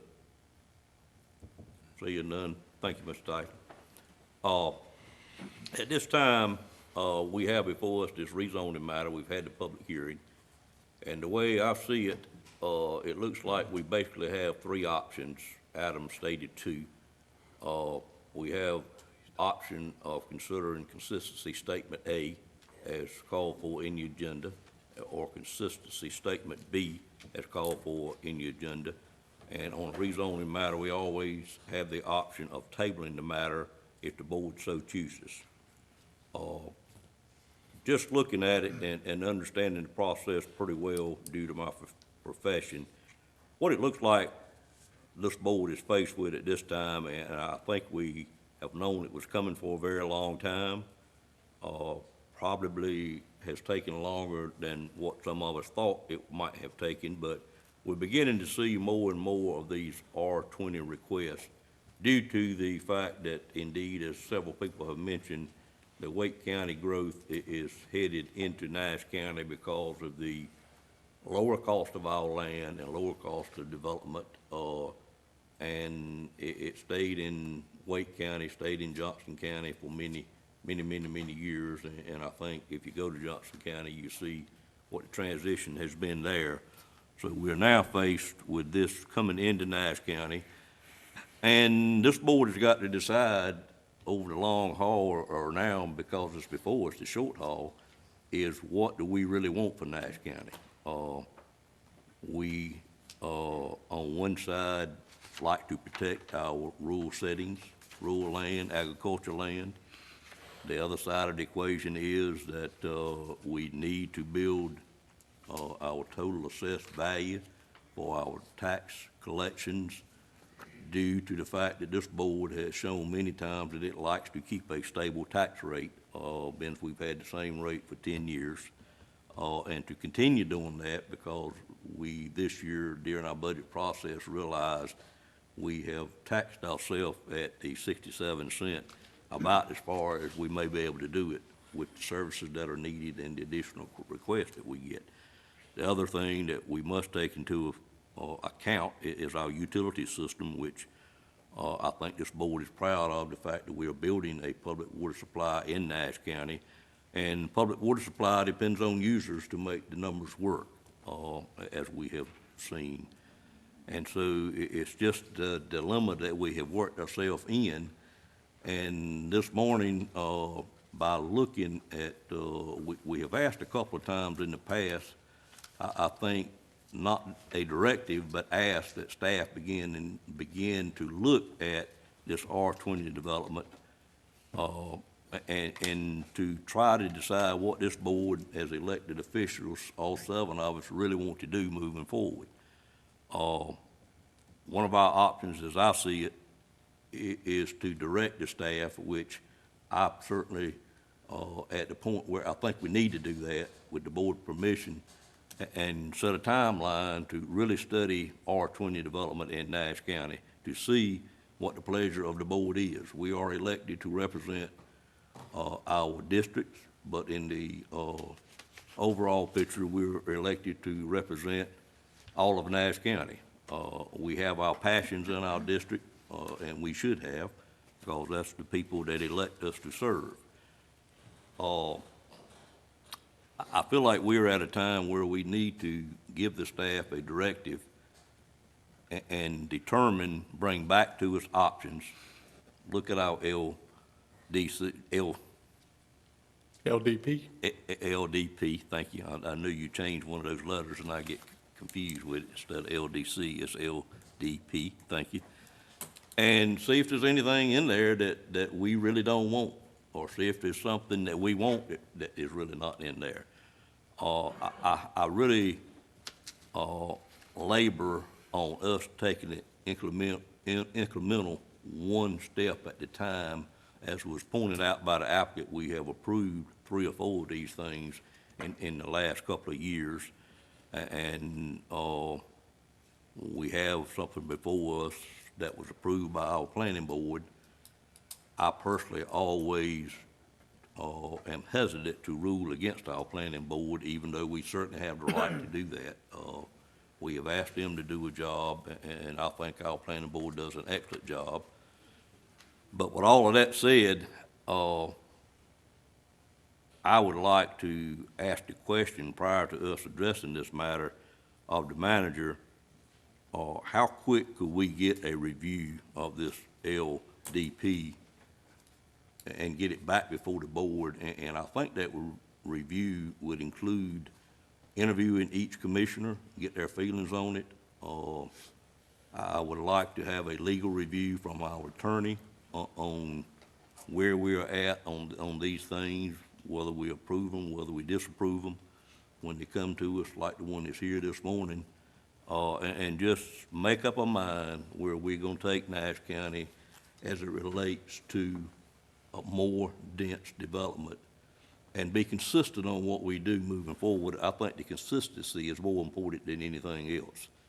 So I'm rambling a little bit, but I'm really torn over this particular rezoning request, and hearing how the public feels in the area is certainly very, very important. The other side of that equation is you have a property owner that owns a piece of property, and I personally have some reservation about dictating how a person can use their own property, whether it's this rezoning or any rezoning. So it's not an easy answer. It's a very complicated answer, and one that we must do our due diligence on to make sure we're doing the right thing. And I'm always concerned that what we do can stand up to a legal test. That's always in the back of my mind, because I feel like y'all have elected me as chairman to guide you with the assistance of our attorneys, and you know I sit between 2 here every time I sit down. I guess is why I keep it on my mind all the time, that we just got to be cognizant of the fact that what we do is always going to pass a test whenever we know there potentially may be one. And certainly I don't expect one here, but you just never really know. So our 3 things we can do this morning: we can table this request to give staff time to do what we have asked them to do this morning. And I first need to ask the board if any board member has a problem with us or me directing staff to do this review and get back to us, and I'd like to have some guidance in how quick you want it done. And probably the manager needs to tell me how quick it can be done.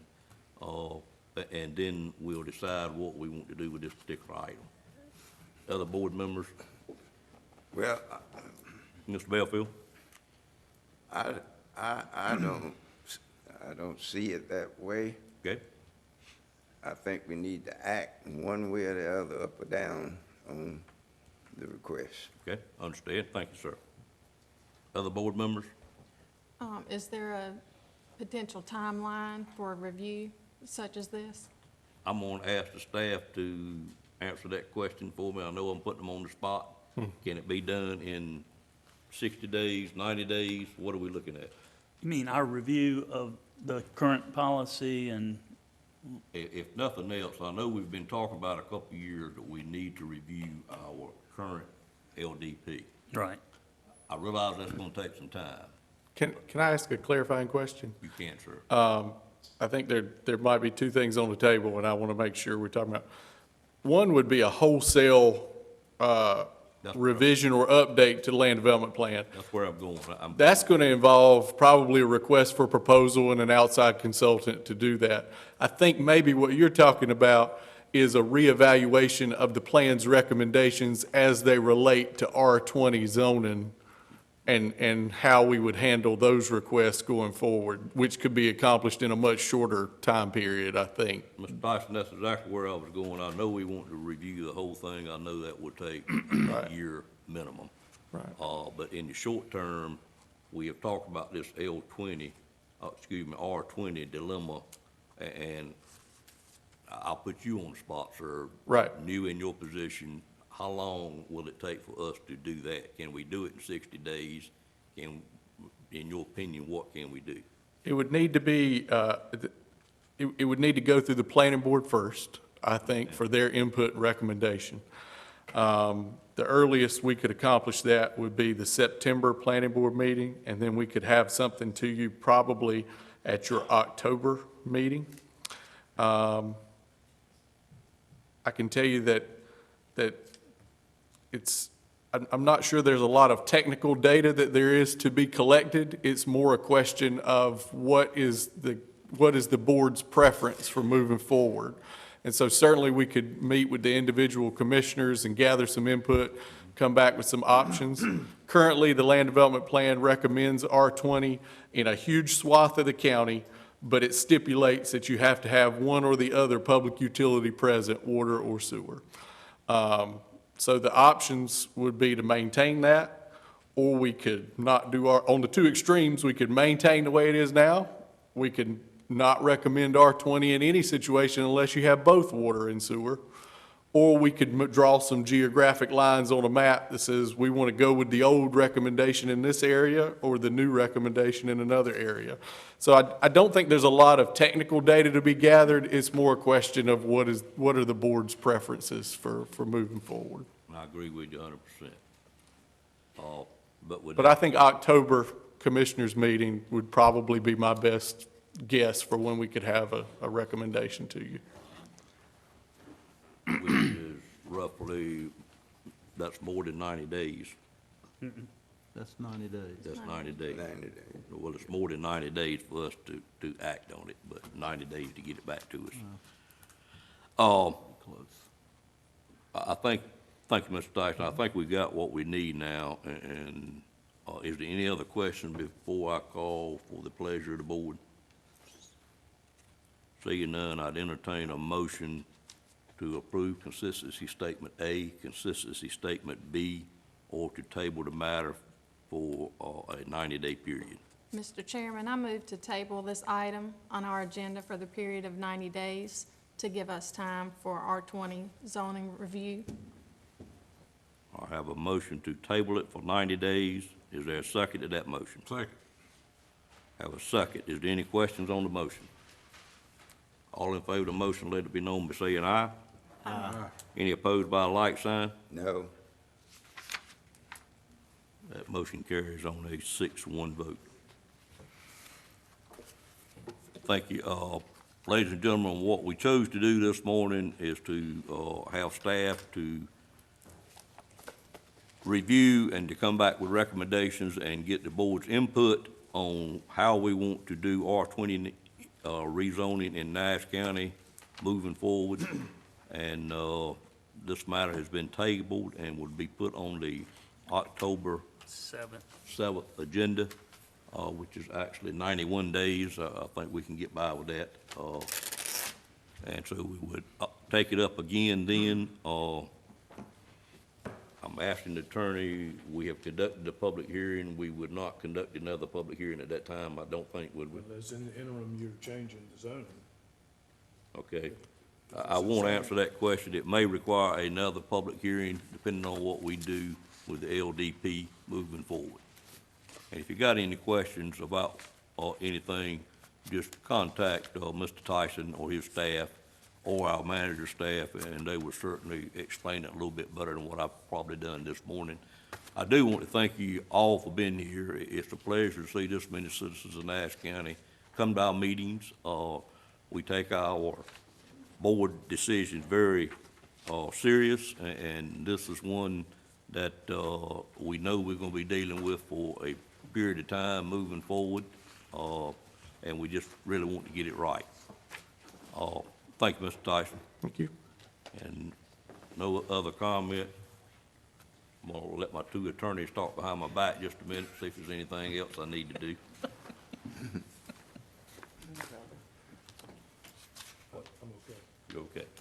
I don't, it's not quasi judicial. I think we can. It's a legislative issue. Oh, okay, okay. Okay. So I'm okay to move to the next item? Yes, sir.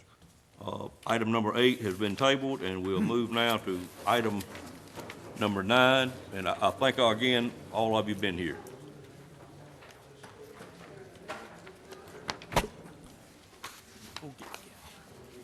We'll get together this week. This week.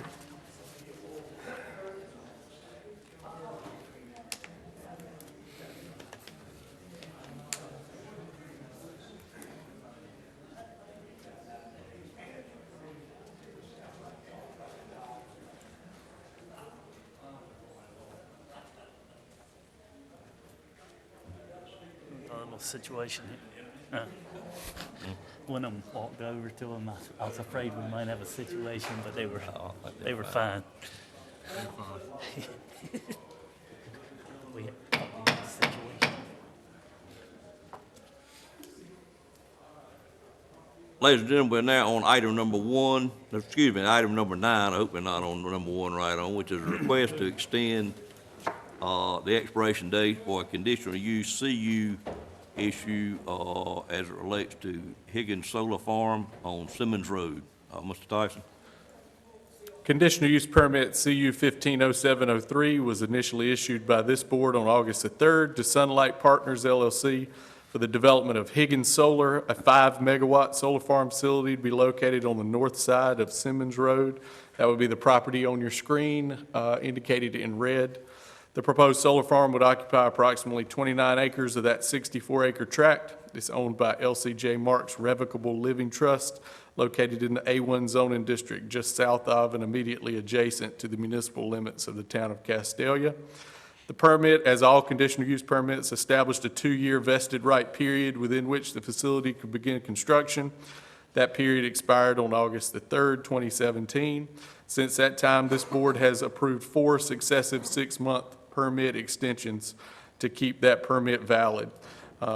As you are probably familiar by now, there are a lot of studies that have to be conducted by Duke Energy Progress before a solar farm project can be constructed and connected in with the existing electrical utility system infrastructure, and that is under the North Carolina Interconnection Procedures process.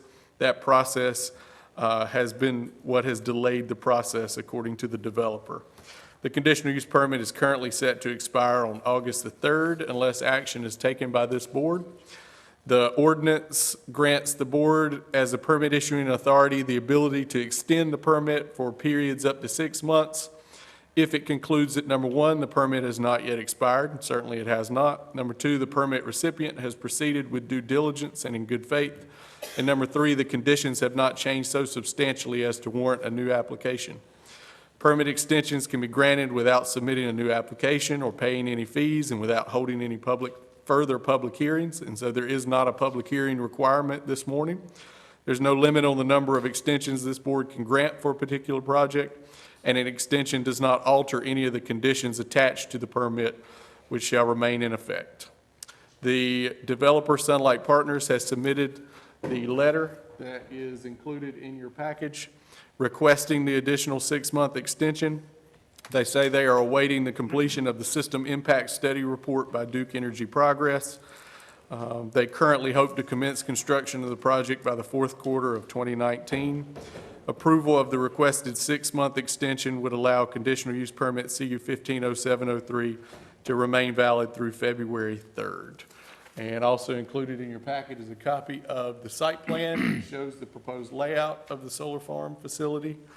If it's any encouragement, this project had a sister solar farm, the Tate Solar Farm, which is on the same schedule. However, the developer is not requesting an extension because that project is anticipated to go to construction before the August 3rd deadline. And so that one, I believe it only lacks a approved driveway permit from the North Carolina Department of Transportation.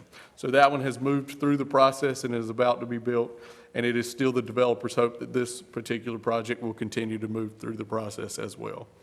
And as I said, it does not require a public hearing, simply a vote by the commissioners, and I'll be glad to take any questions you may have for the staff. Any questions at this time from the board? Seeing none, pleasure to the board. Mr. Chairman, I offer motion for this request be granted. Have a motion, is there a second to that? Second. Second. By Sue, Ms. Leggett. Mr. Leggett, okay. I thought you were pointing to Ms. Wells. I'll learn y'all signals in a minute. Any questions on that motion? All in favor of the motion, let it be known by saying aye. Aye. Any opposed by a like sign? Motion carries. Thank you, Mr. Tyson. Thank you. We're now on item number 10, which is a donation of a service revolver to retiring deputies, and I'll call on Chief Deputy Medina, who is not here, but has fine representation in his place. Thank you, sir. Good morning. Good morning to you all. I have 2 letters here, and as you stated, it's in reference to the seeking approval of donating service revolvers to 2 recent retirees that we have here at the Sheriff's Office. The first one would be Lieutenant Keith Corbett. This letter is prepared by Chief Deputy Brandon Medina. Letter indicates Lieutenant Keith Corbett retired from the Sheriff's Office on June 28th with 20 years, 9 months, and 4 days of honorable service to Nash County. Keith Corbett served in many capacities during his tenure at the Nash County Sheriff's Office, to include patrol deputy, patrol corporal, civil sergeant, patrol lieutenant. Keith Corbett was selected to serve as the Drug Abuse Resistance Education Program Coordinator, in addition to supervising all the Nash County Sheriff's Office school resource officers. Lieutenant Keith Corbett has instructed well over 2,500 fifth-grade students in Nash Rocky Mount School System over the last 3 years while assigned as their officer. It is strongly believed that Keith Corbett has left a positive and impactful influence in the students, and hopefully those life values will carry over into their adulthood and communities. Keith Corbett successfully completed the law enforcement management program at Wilson Community College in 2011, 2012, Dare Instructor School in 2016, advanced civil process. He also completed the concealed weapon permit instructor course. Keith Corbett has been recently awarded the Old North State Award approved by our governor. Keith Corbett is currently awaiting the approval and the issuance of the following North Carolina Sheriff's Education and Training Standards Commission Awards. North Carolina Sheriff's Education and Training Standards Commission Immediate and Advanced Law Enforcement Certificate. North Carolina Sheriff's Education and Training Standards Commission Immediate and Advanced Service Award. Lieutenant Corbett is very active in the community and an active member of the Grace Church in Raleigh and an avid volunteer for Meals on Wheels. The Nash County Sheriff's Office is requesting approval of the donation of Lieutenant Keith Corbett's service weapon to him in honor of his over 20 years of dedicated service and dedicated and honorable service to law enforcement in Nash County. Okay.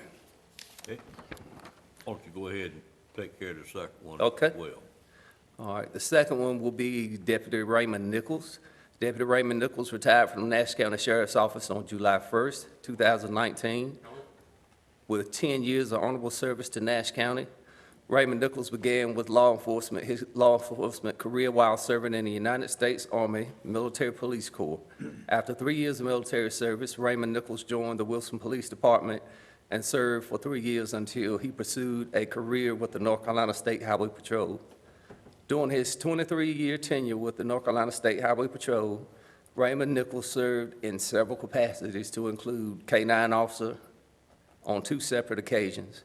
Raymond Nichols was one of the original North Carolina State Patrolmen assigned to Operation Pipeline, a nationwide highway interdiction program established in 1984 that focused on private motor vehicles. Raymond Nichols was able to retire with the North Carolina State Highway Patrol after achieving 30 years of credible law enforcement service. Raymond Nichols was offered a civil deputy position with the Nash County Sheriff's Office not too long after his retirement. Raymond Nichols served in the civil division and mainly with assignment to court and servant evictions. Raymond Nichols awards a life-saving award during his tenure with the Wilson Police Department, an Army Commendation Medal for his military service in 1980 for a riot of Cuban detainees at Fort Chaffee, Arkansas, an Army Achievement Medal for his exemplary effort and compassion service while investigating a serious motor vehicle accident at Fort Bragg, North Carolina. Raymond Nichols has been previously awarded the State of North Carolina's Order of the Longleaf Pine and currently is awaiting approval of the issuance of the North Carolina Sheriff's Education Training and Standards Commission Immediate and Advanced Law Enforcement Certificate, as well as the North Carolina Sheriff's Education Training and Standards Commission Immediate and Advanced Service Award. The Sheriff's Office is also requesting approval of the donation of Deputy Nichols' service weapon to him for over 20 years honorable service, law enforcement in Nash County. Thank you, Major. Yes, sir. Any comments from board members?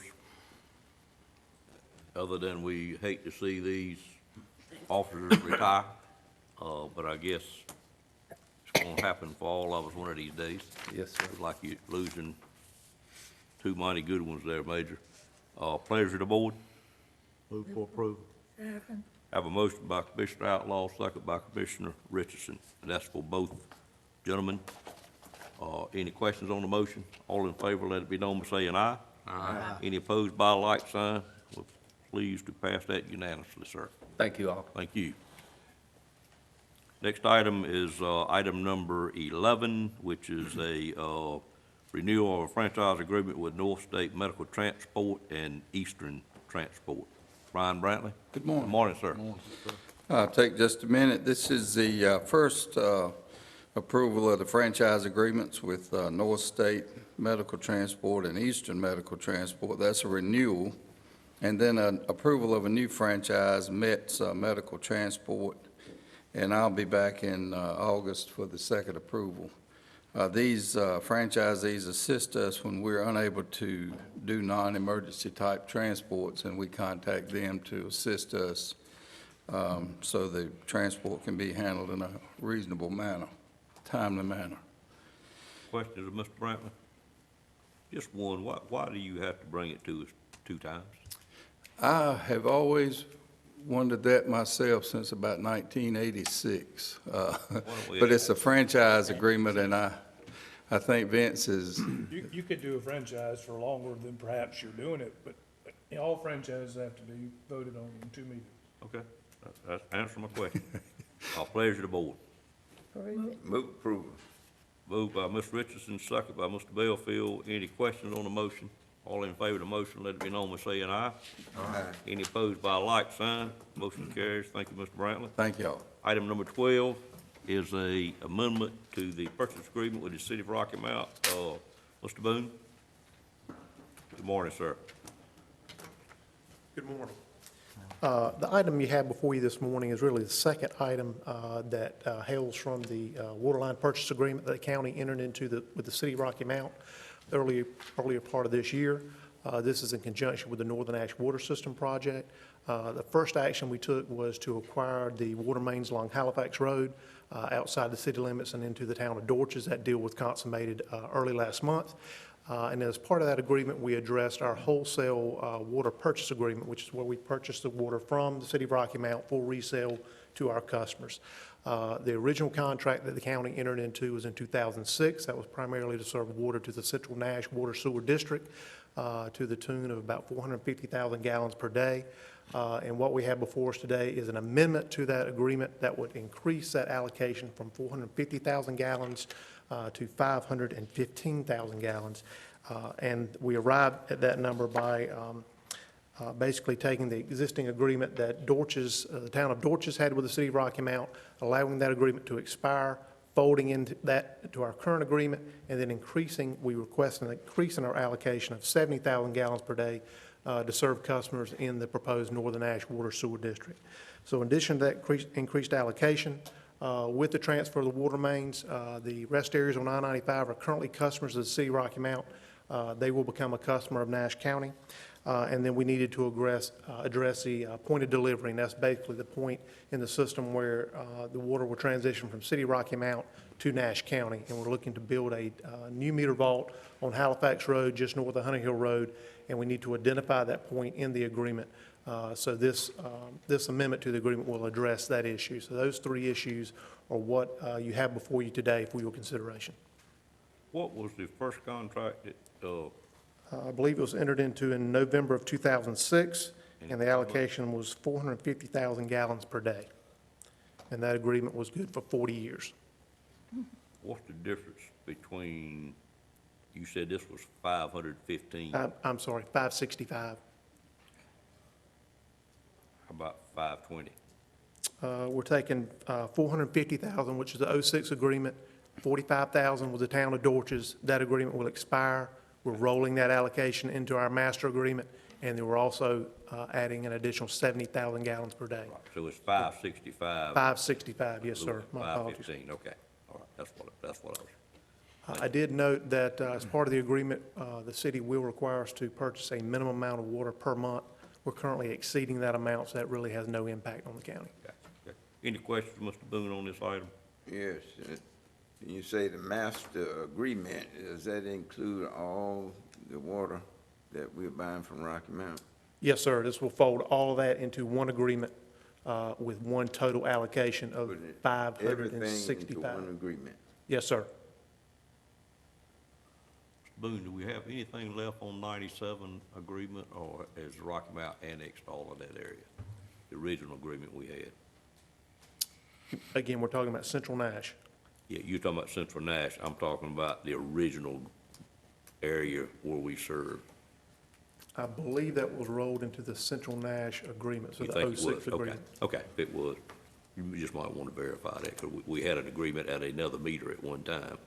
With this agreement, we will have 3 points of delivery. Gotcha, okay, and all of them will be in the same one? That is correct. Correct, okay, thank you. Entertain a motion for approval. So moved. Moved by Commissioner Outlaw, second by Ms. Wells. Any questions on the motion? All in favor of the motion? Excuse me, Mr. Manager. I just want to clarify one thing. The rolling everything in together, the original central, oh, do you know where I'm coming? Know where you're coming, I probably prefer you didn't, but go Okay. ahead, sir. So will this create more than one price for water, or will it be one price for water?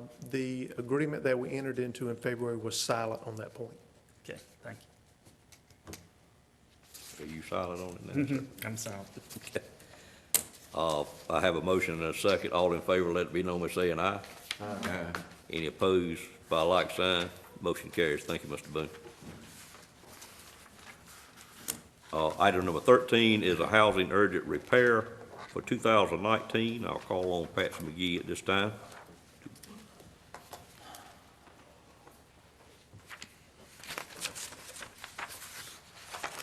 Good morning. Good morning, ma'am. I'd first like to introduce to you again Corey Robinson, who is our Golden Leaf intern. This is his second summer that he's spending with us, and he's here today to observe our board as he did last summer, and he has to report on our meeting as part of what he submits to his advisor, so I'm sure that'll be very interesting. You might have a long report this morning, hadn't you?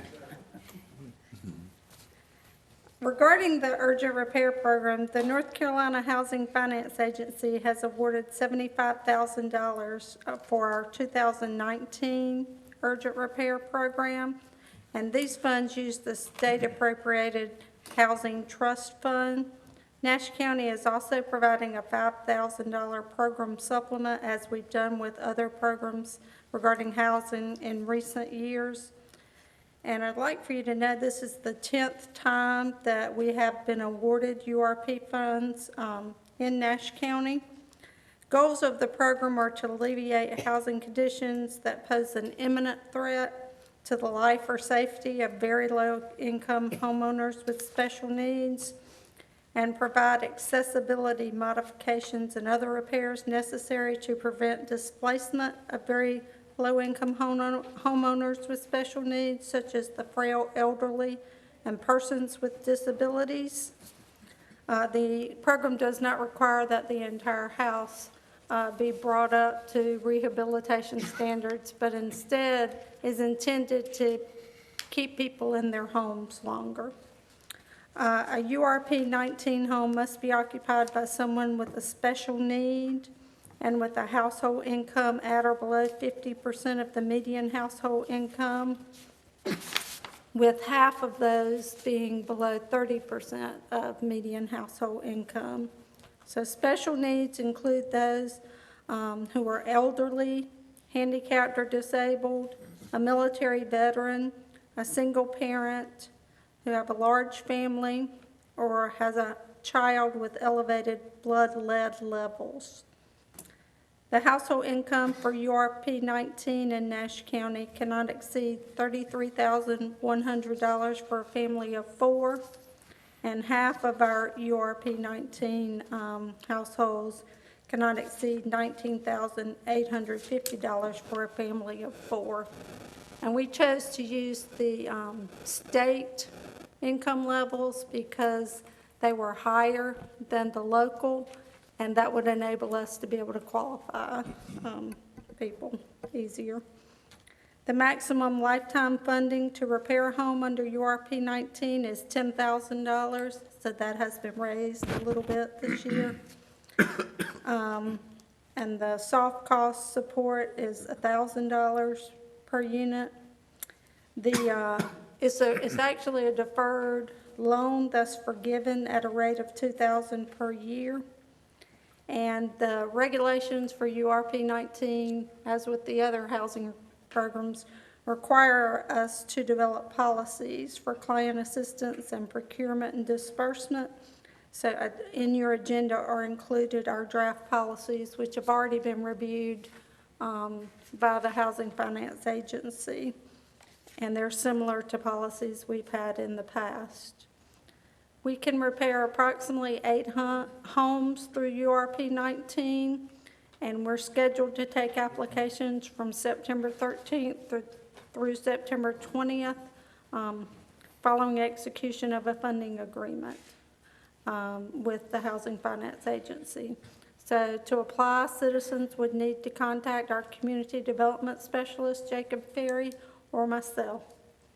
My recommendation is to approve the policies subject to perhaps any specific amendments that Housing Finance Agency might have in the future, and authorize the county manager or his designee to execute documents and reports for administering the urgent repair program for 2019.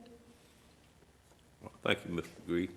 Questions on this item, board members? Your time for, just one from myself, for applying is a 7-day period. If you don't get enough, do you extend that some? We usually get about 10 times what we need. Thank you, ma'am. Answer my question. All right. Okay. Mr. Belfield? Yes, what seems to be the need that falls in this category of this loan or grant? Because of the limited funding, a lot of times the URP program can address a roof issue or a heating and air conditioning unit or a floor issue in homes. And this is our only program that we have that can assist in manufactured housing. Okay.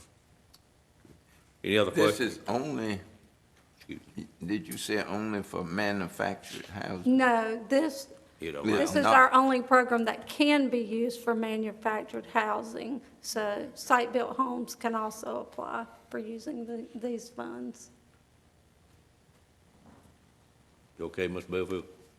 Yeah, but I'm just thinking there's a greater need out there than what we are able to do. And is there any way we can get more funds to do more than 8? Not through the URP program, we cannot. We also have other housing programs. We have our Central Single-Family Rehab Program, and we have 2 Hurricane Matthew disaster-related programs that we are administering or involved with. There are other programs that can also assist in rehabbing. Not in Nash County.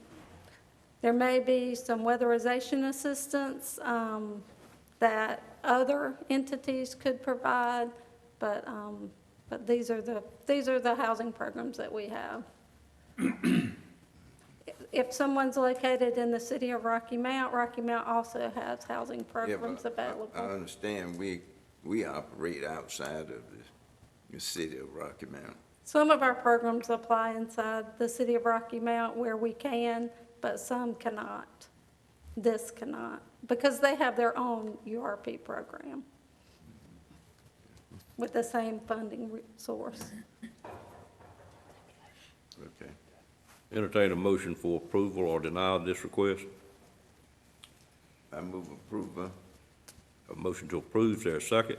Second. Second by Ms. Leggett. Any questions on the motion? All in favor, let it be known by saying aye. Aye. Any opposed by a like sign? Thank you, Ms. McGee. Item number 14 is a concerning the same particular program, and it is a grant project ordinance. I'll turn it over to Ms. Wood at this time. Good morning. Good morning. Nash County, as Patsy just addressed, Nash County has been awarded $75,000 by the North Carolina Housing Finance Agency under the 2019 cycle through the North Carolina Housing Trust Fund of the Urgent Repair Program.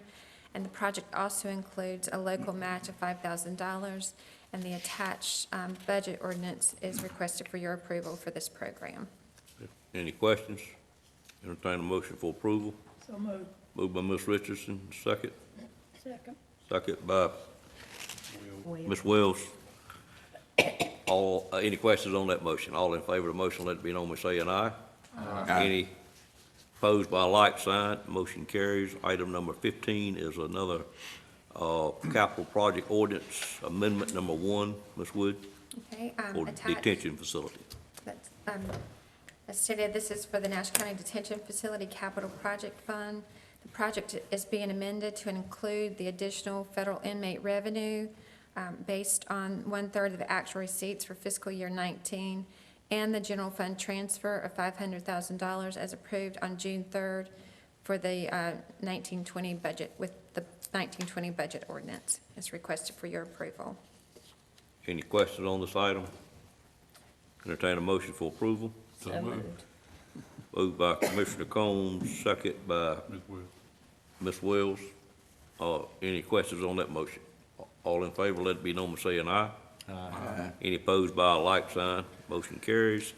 Item number 16 is Miracle Park at Cooper's Capital Project Ordinance Amendment number 6. Ms. Wood?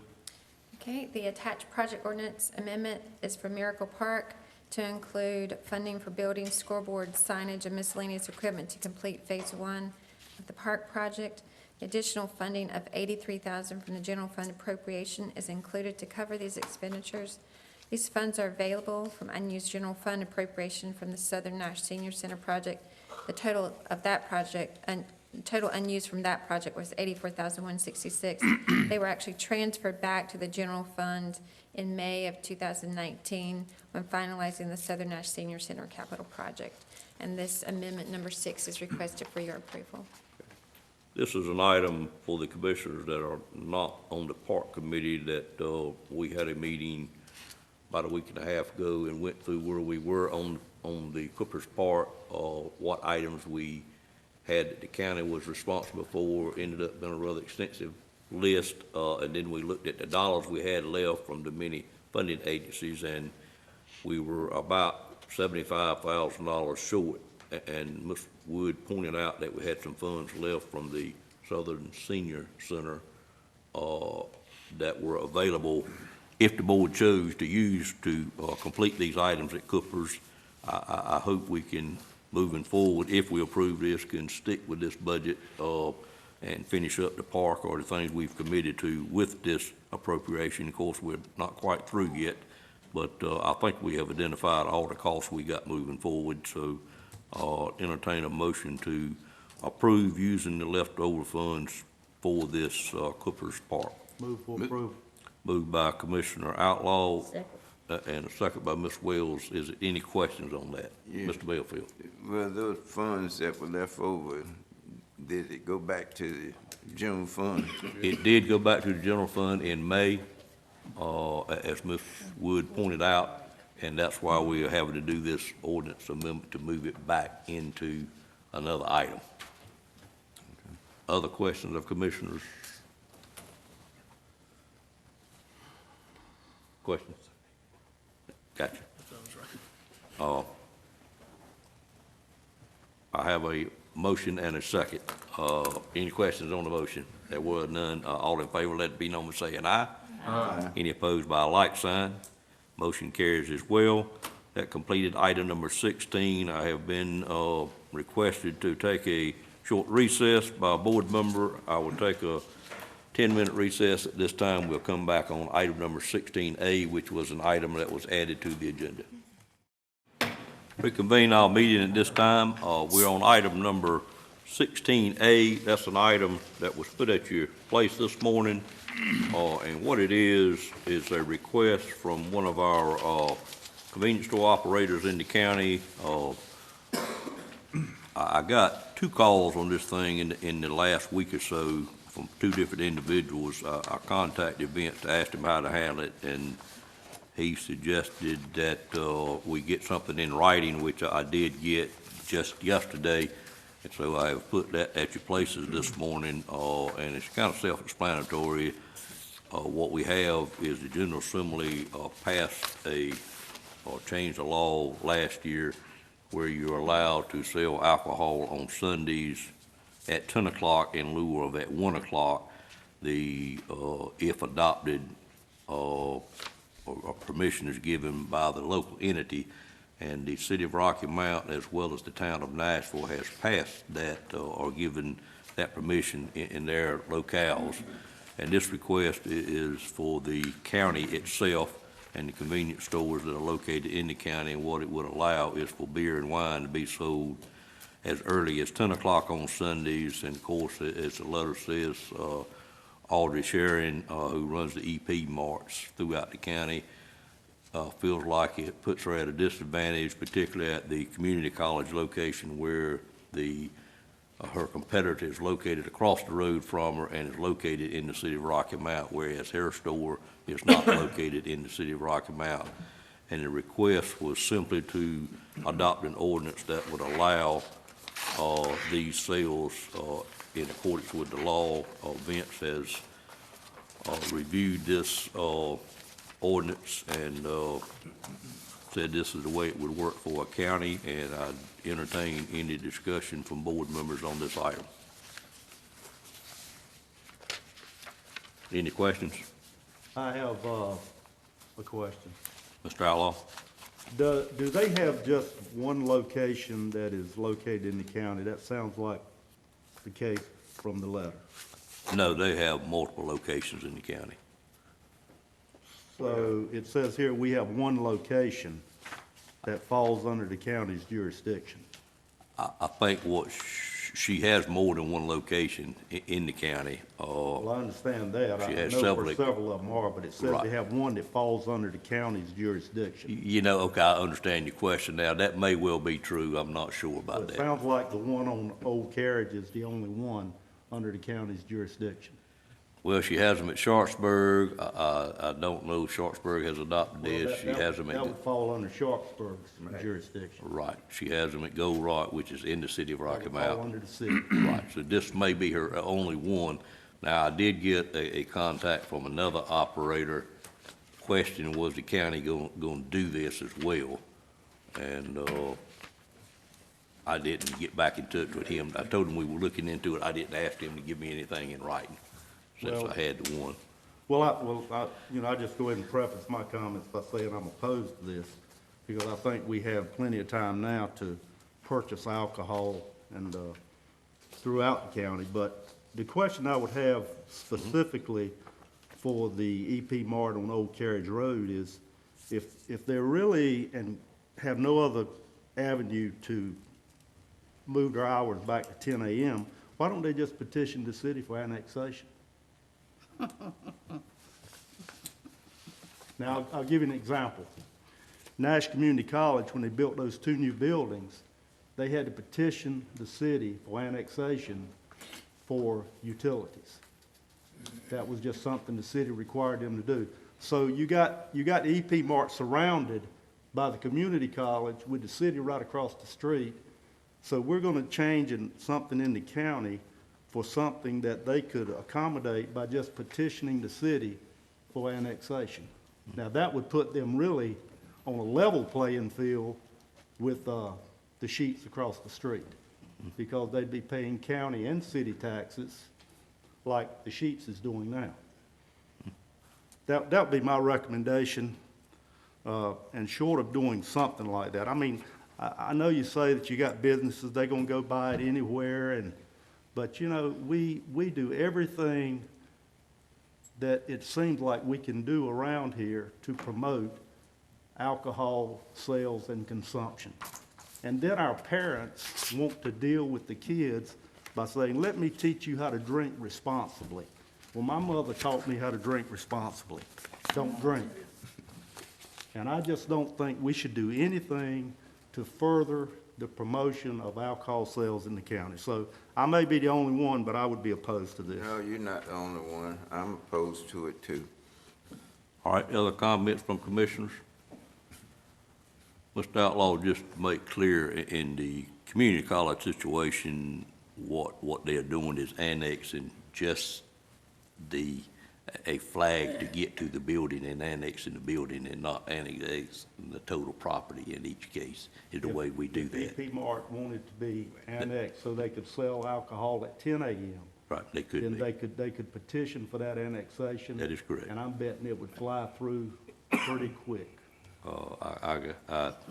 I would agree with that. Yes, sir, because they would be glad to get those additional taxes. Right. Other comments? I think there's probably other stores that have not petitioned it, that this will affect a whole lot of stores, not just E-Park. Oh, it would affect All of them, and it all would make everything stores consistent. in the county, that is Not true. that I'm selling alcohol, but it would make everything Right. consistent. Sure. Well, I'm opposed to any of them selling alcohol during church hours when we ought to be encouraging people.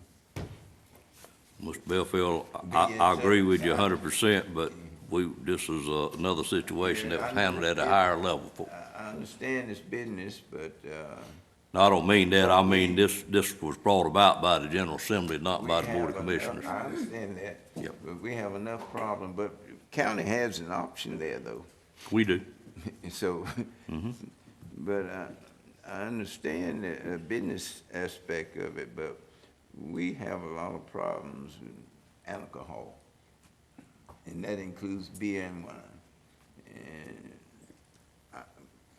I'd just be opposed, even in the city, if I were on the city council, I would not have approved of them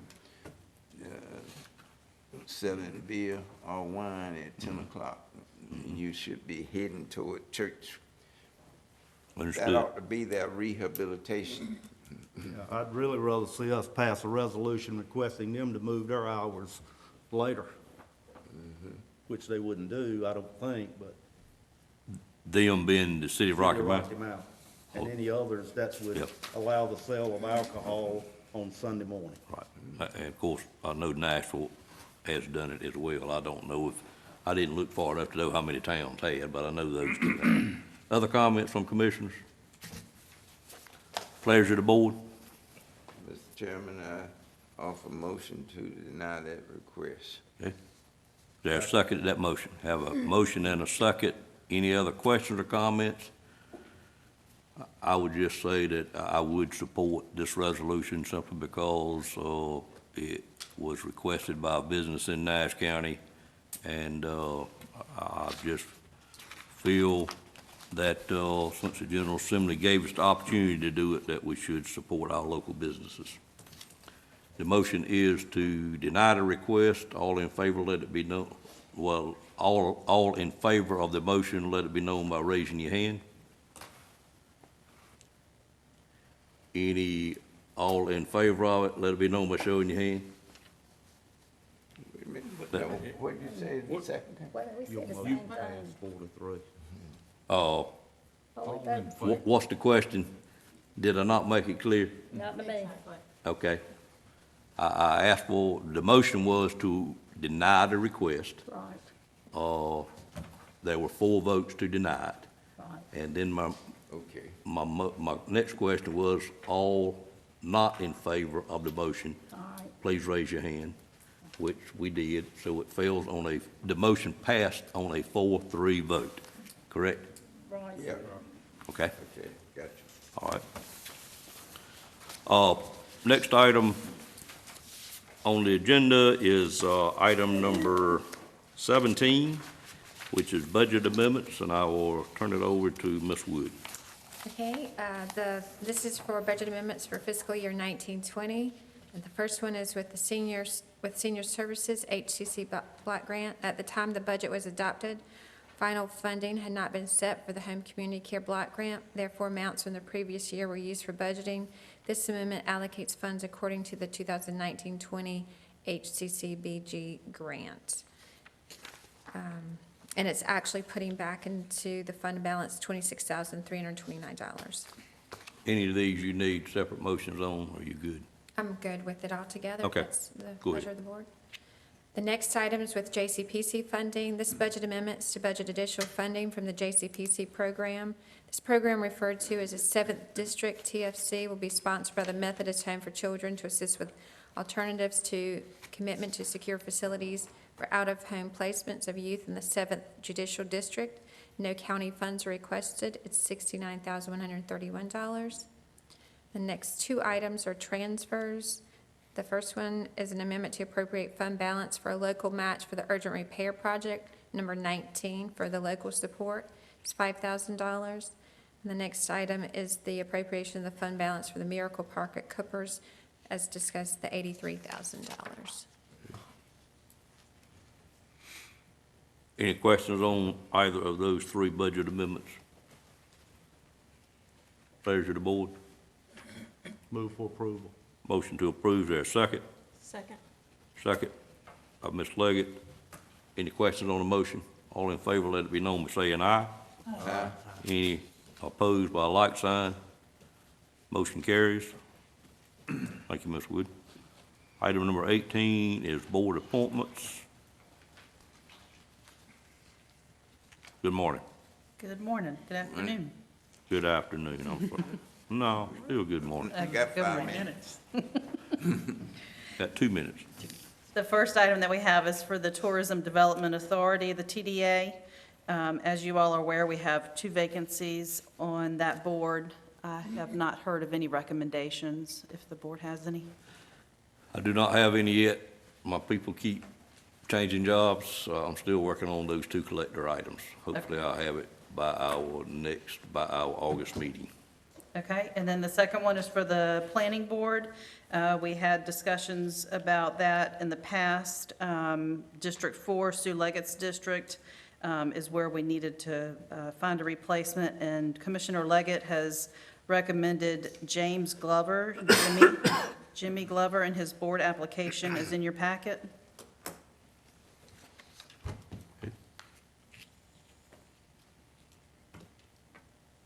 Questions, pleasure of the board? Ms. Leggett? Yes, I make a motion to recommend and appoint Mr. James Jimmy Glover to the planning board. Got a motion there, second to that? Second by a couple of you. Any questions on the motion? All in favor of the motion, let it be known by saying aye. Aye. Any opposed by a like sign? Motion carries. Thank you, Ms. Leggett. Any more board appointments? No more board appointments. No more board appointments. All right, item number 19, while you're up, you'll take care of a voting delegate. Yes, the 112th Annual Conference of the North Carolina Association of County Commissioners will be held in Guilford County in August. We have the full board attending the conference, and we need to vote on a voting delegate to represent Nash County at the conference. All right, and that, Mr. Belfield or Ms. Wells, that voting normally is on what day? Usually on Saturday. On Saturday, at the annual Yeah. meeting? Saturday afternoon. At the annual meeting? Yeah, Okay. well, yeah, somewhere in there around 1 or 2 o'clock. Okay, I just wanted the board to have benefit of when the voter designee would need to be available. Pleasure of the board on this one? Got the, Who is our current voting delegate? the one we had last year? Yeah. Who did it last year? Yeah, wasn't it, I think it was Commissioner Wells, didn't you do it last No, year? sir. Was it Lou? Was it Miss I Lou? thought Ms. Richardson did it, but I'm not sure. That's who I recall. Wasn't Yep. me. Okay. I haven't done it in years, but I saw it.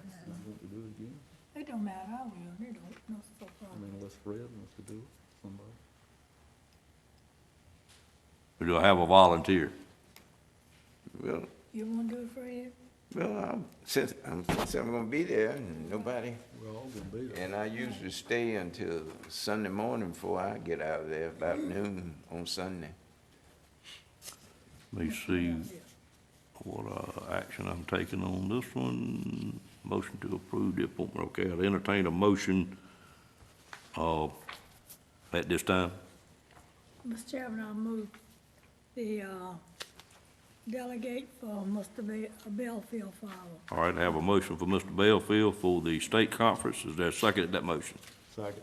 Second. Any questions on the motion? All in favor, let it be known by saying aye.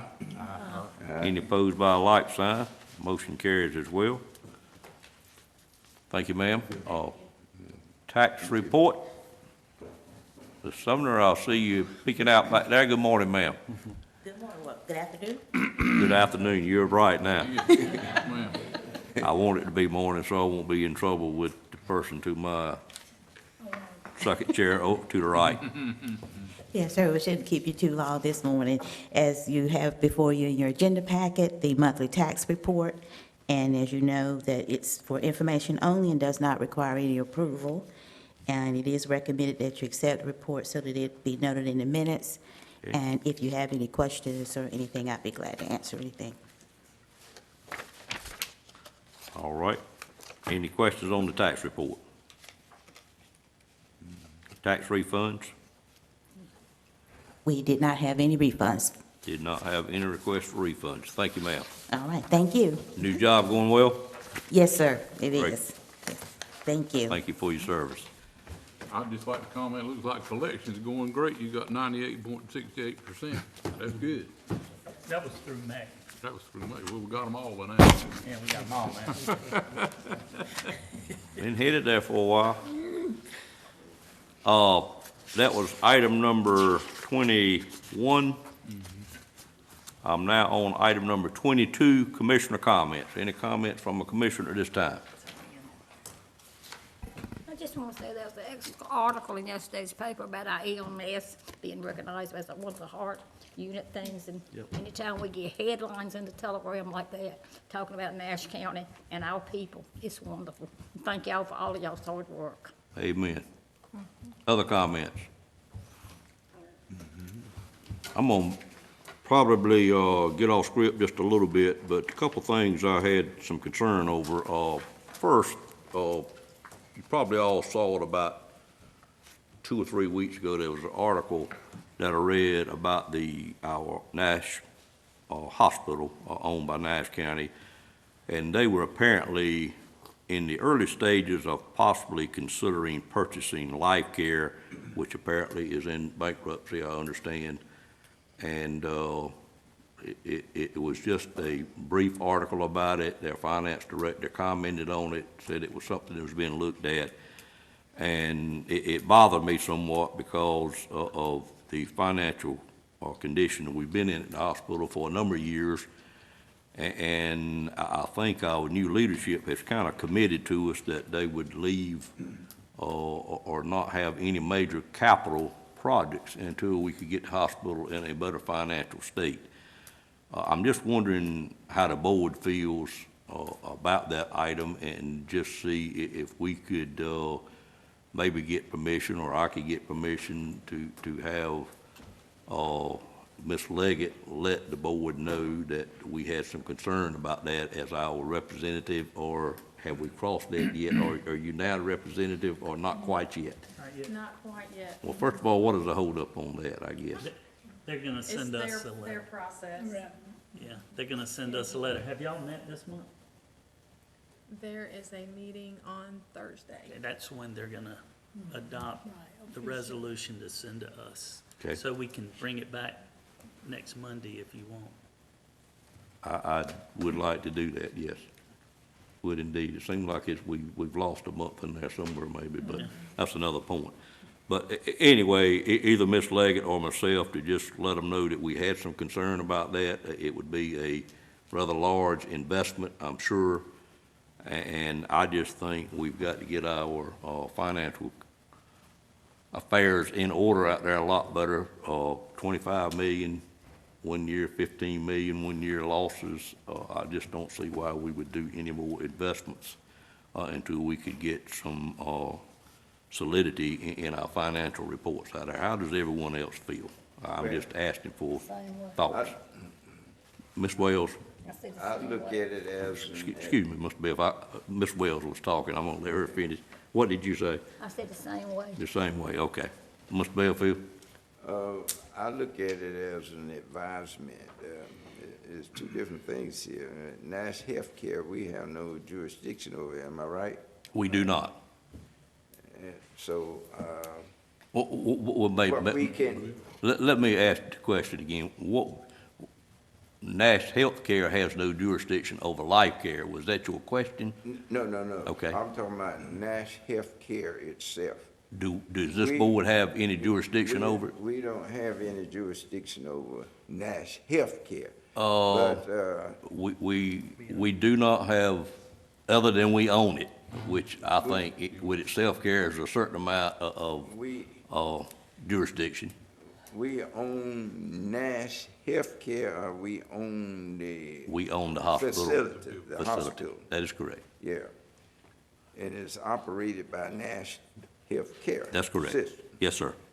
So I'm just, it thought it came in my mind that we don't have any authority over what they do, but we can advise them And that of is, our concerns. yeah, that is correct, and that's what I'm asking. And we need to leave it at that. Absolutely. I agree with you 100%. Other comments? Mr. Lamb? Yeah, I'll just, It's on now. Hello. Just for y'all's background, that entity filed for bankruptcy a few years ago, and we, all our fees for our convalescent transfers were lost in the bankruptcy at that time. We, of course, then continued to pick up patients, because that's what we do. And so this declaration of bankruptcy, we anticipate we will lose those revenues that had accrued up to that point also. So I just wanted y'all to know that. Do you know how much it is, Scott? Okay. I actually think we settled For bankruptcy claims for with 30 40%, cents, 40%. 40 cents on the 40 dollar cents on the the first dollar. time, yeah. So we'll try to get 40 or 50% this time too, but, This advisory role will not affect that one way or the other, No. though, would it? no. But I, since you were talking about that. Sure, understand. Any other comments? Can I take this as that we are in agreement to at least advise them that we have some concern over that? I don't think we should encourage them to take on any more debt. Right. Okay. All right, that's what I needed on that one. The second item that I want to bring up, and I'm not looking at any action today by the board or any comments, or certainly would take comments and request comments, but another item that I have a absolute genuine concern over is the situation in Rocky Mount where they're considering investing taxpayers' dollars in a hotel parking deck at the tune of about $18 million. And why I'm concerned about that is I hear from constituents or taxpayers in my district. I realize this facility would be not in Nash County, but when you look at the situation, the majority of the debt would fall on the backs of Nash County taxpayers, being by far the largest amount of personal property tax and property tax on investments as well as on properties is located in Nash County. I do not want to get in Rocky Mount's business, but with our taxpayers' so concerned about this, and I apologize for following things like that and looking at numbers probably more than I should when it doesn't really affect us in our job other than looking out for our own constituents. But it is just nothing there that you can justify what has been considered. Now, of course, it gets a chance to go to the state through the local government commission, and we'll be going there. And the hope is there's a public hearing tonight on this item. And as a large property owner in Rocky Mount, I do intend to attend that public hearing, even though I live outside of Rocky Mount, but I do have a significant investment there. I would just like for us to think about it between now and our next meeting to see if there's any interest in us having at least a comment on that or a vision on that. I don't really know what I'm asking for. I just have a total concern about it, and it just is, to me, doesn't make, or most people in Rocky Mount apparently doesn't make any sense that we would invest $18 million of taxpayers' money in a private investment and not own any of it and just gain the use of parking spaces at a cost where we could build those same parking spaces at a much lower rate than the $18 million.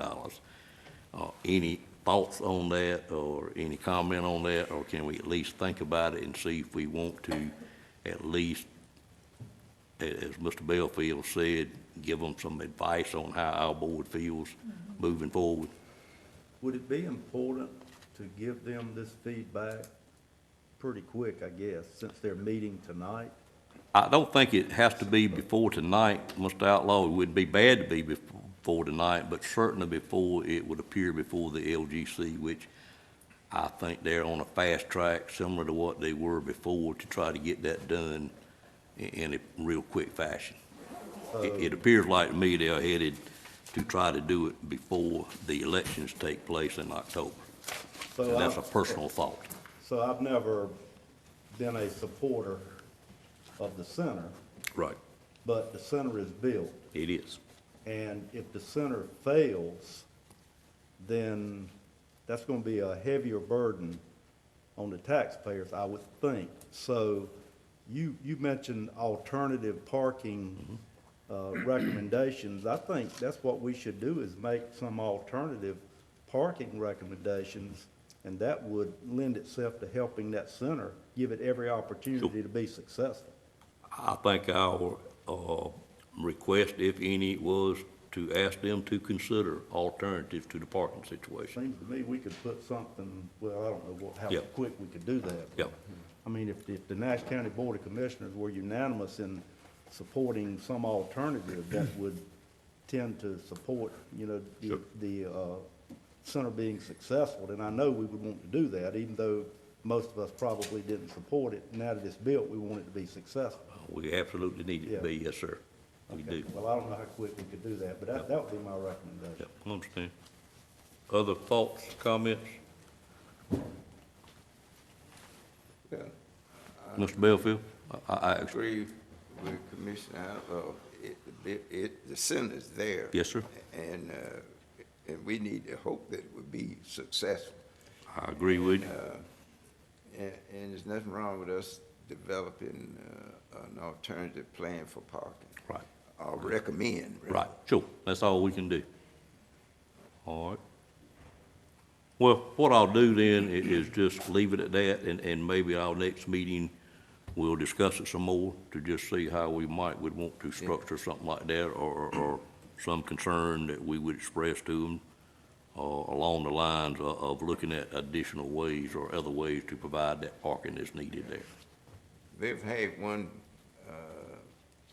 meeting on parking, because I know, I remember I attended that. Right. Investment, and that came up.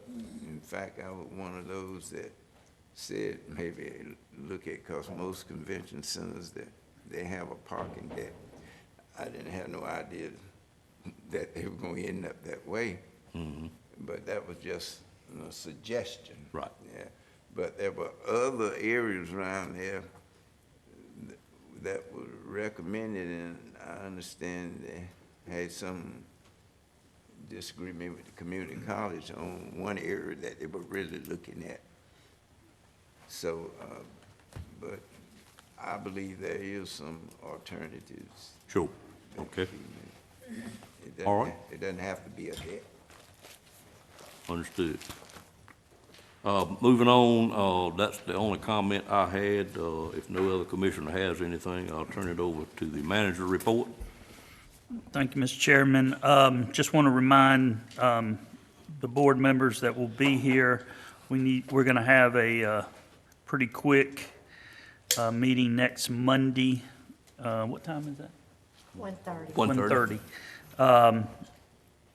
Regarding an economic development matter, an inducement agreement with a prospective client. Also, want to let everybody know, I think you got on your desk a meeting on August 1st, which is my birthday, and Tony Copeland, Secretary of Commerce, will be here to speak at Nash Community College Brown Auditorium. Have we polled everybody to see if they need a ticket? I just got it this morning. Okay. I just got it this morning when I came. Okay, we'll be polling y'all to see who needs a ticket. 15. It's $15. Also, our tax, unaudited tax collection rate, which y'all know I love to talk about every July.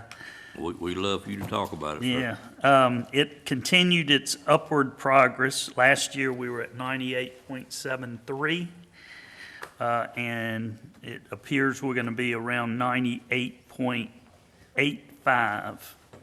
So maybe in 1 or 2 years, we can hit the 99% collection. And what that means is that nearly 99% of all our taxpayers pay their taxes by June 30th of each year. And that's really good.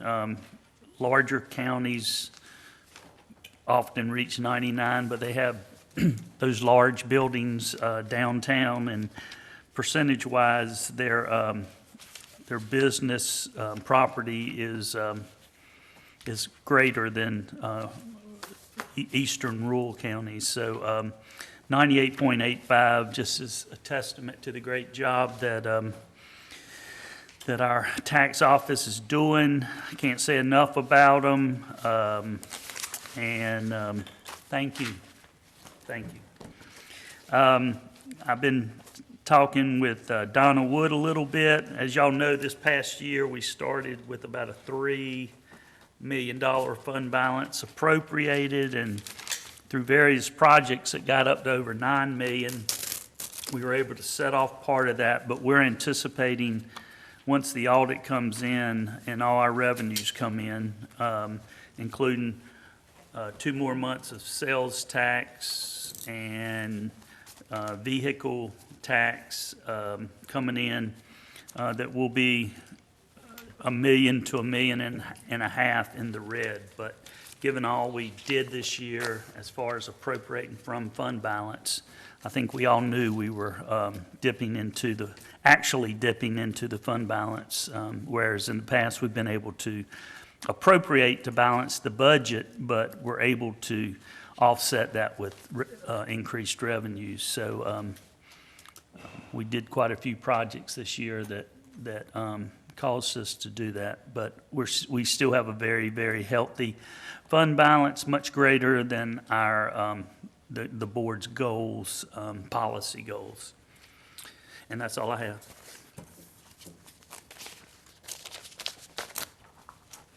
All right. Krista, you anticipate us needing that meeting next Monday, right on, correct? Okay. So we need to recess to that. Yes. Okay. We can approve it subject to Okay. We can. Okay, okay. I was trying to write you a note to ask that question. Yeah. Mr. Chairman, I would miss that meeting because being at the National Commissioners Conference. Right, okay. Yep, understand that. That completes the agenda we had today. We do have a closed session. You have a question from news media, Okay. Mr. Ripley. Is that recess meeting going to be an open meeting? It's a public hearing, It's a public hearing, yes, sir. 1:30, but it is in the commissioners' It will- conference room. It will be in the conference room, Ken. It would be an open meeting, yes, sir. It would be. All right, other questions? If not, I'd entertain a motion to go into closed session for economic development, matter of attorney-client privileges, personnel, and public safety. Okay? So moved. And when we come out, we would recess until next Monday at 1:30. I don't anticipate any action to be taken here. It's possible, It's possible, but okay? it'll be up to the board. Okay, all right. Second. Have a motion and a second to go into closed session. Is there any questions on the motion? All in favor of the motion, let it be known by saying aye. Aye. Any opposed by a like sign? Stand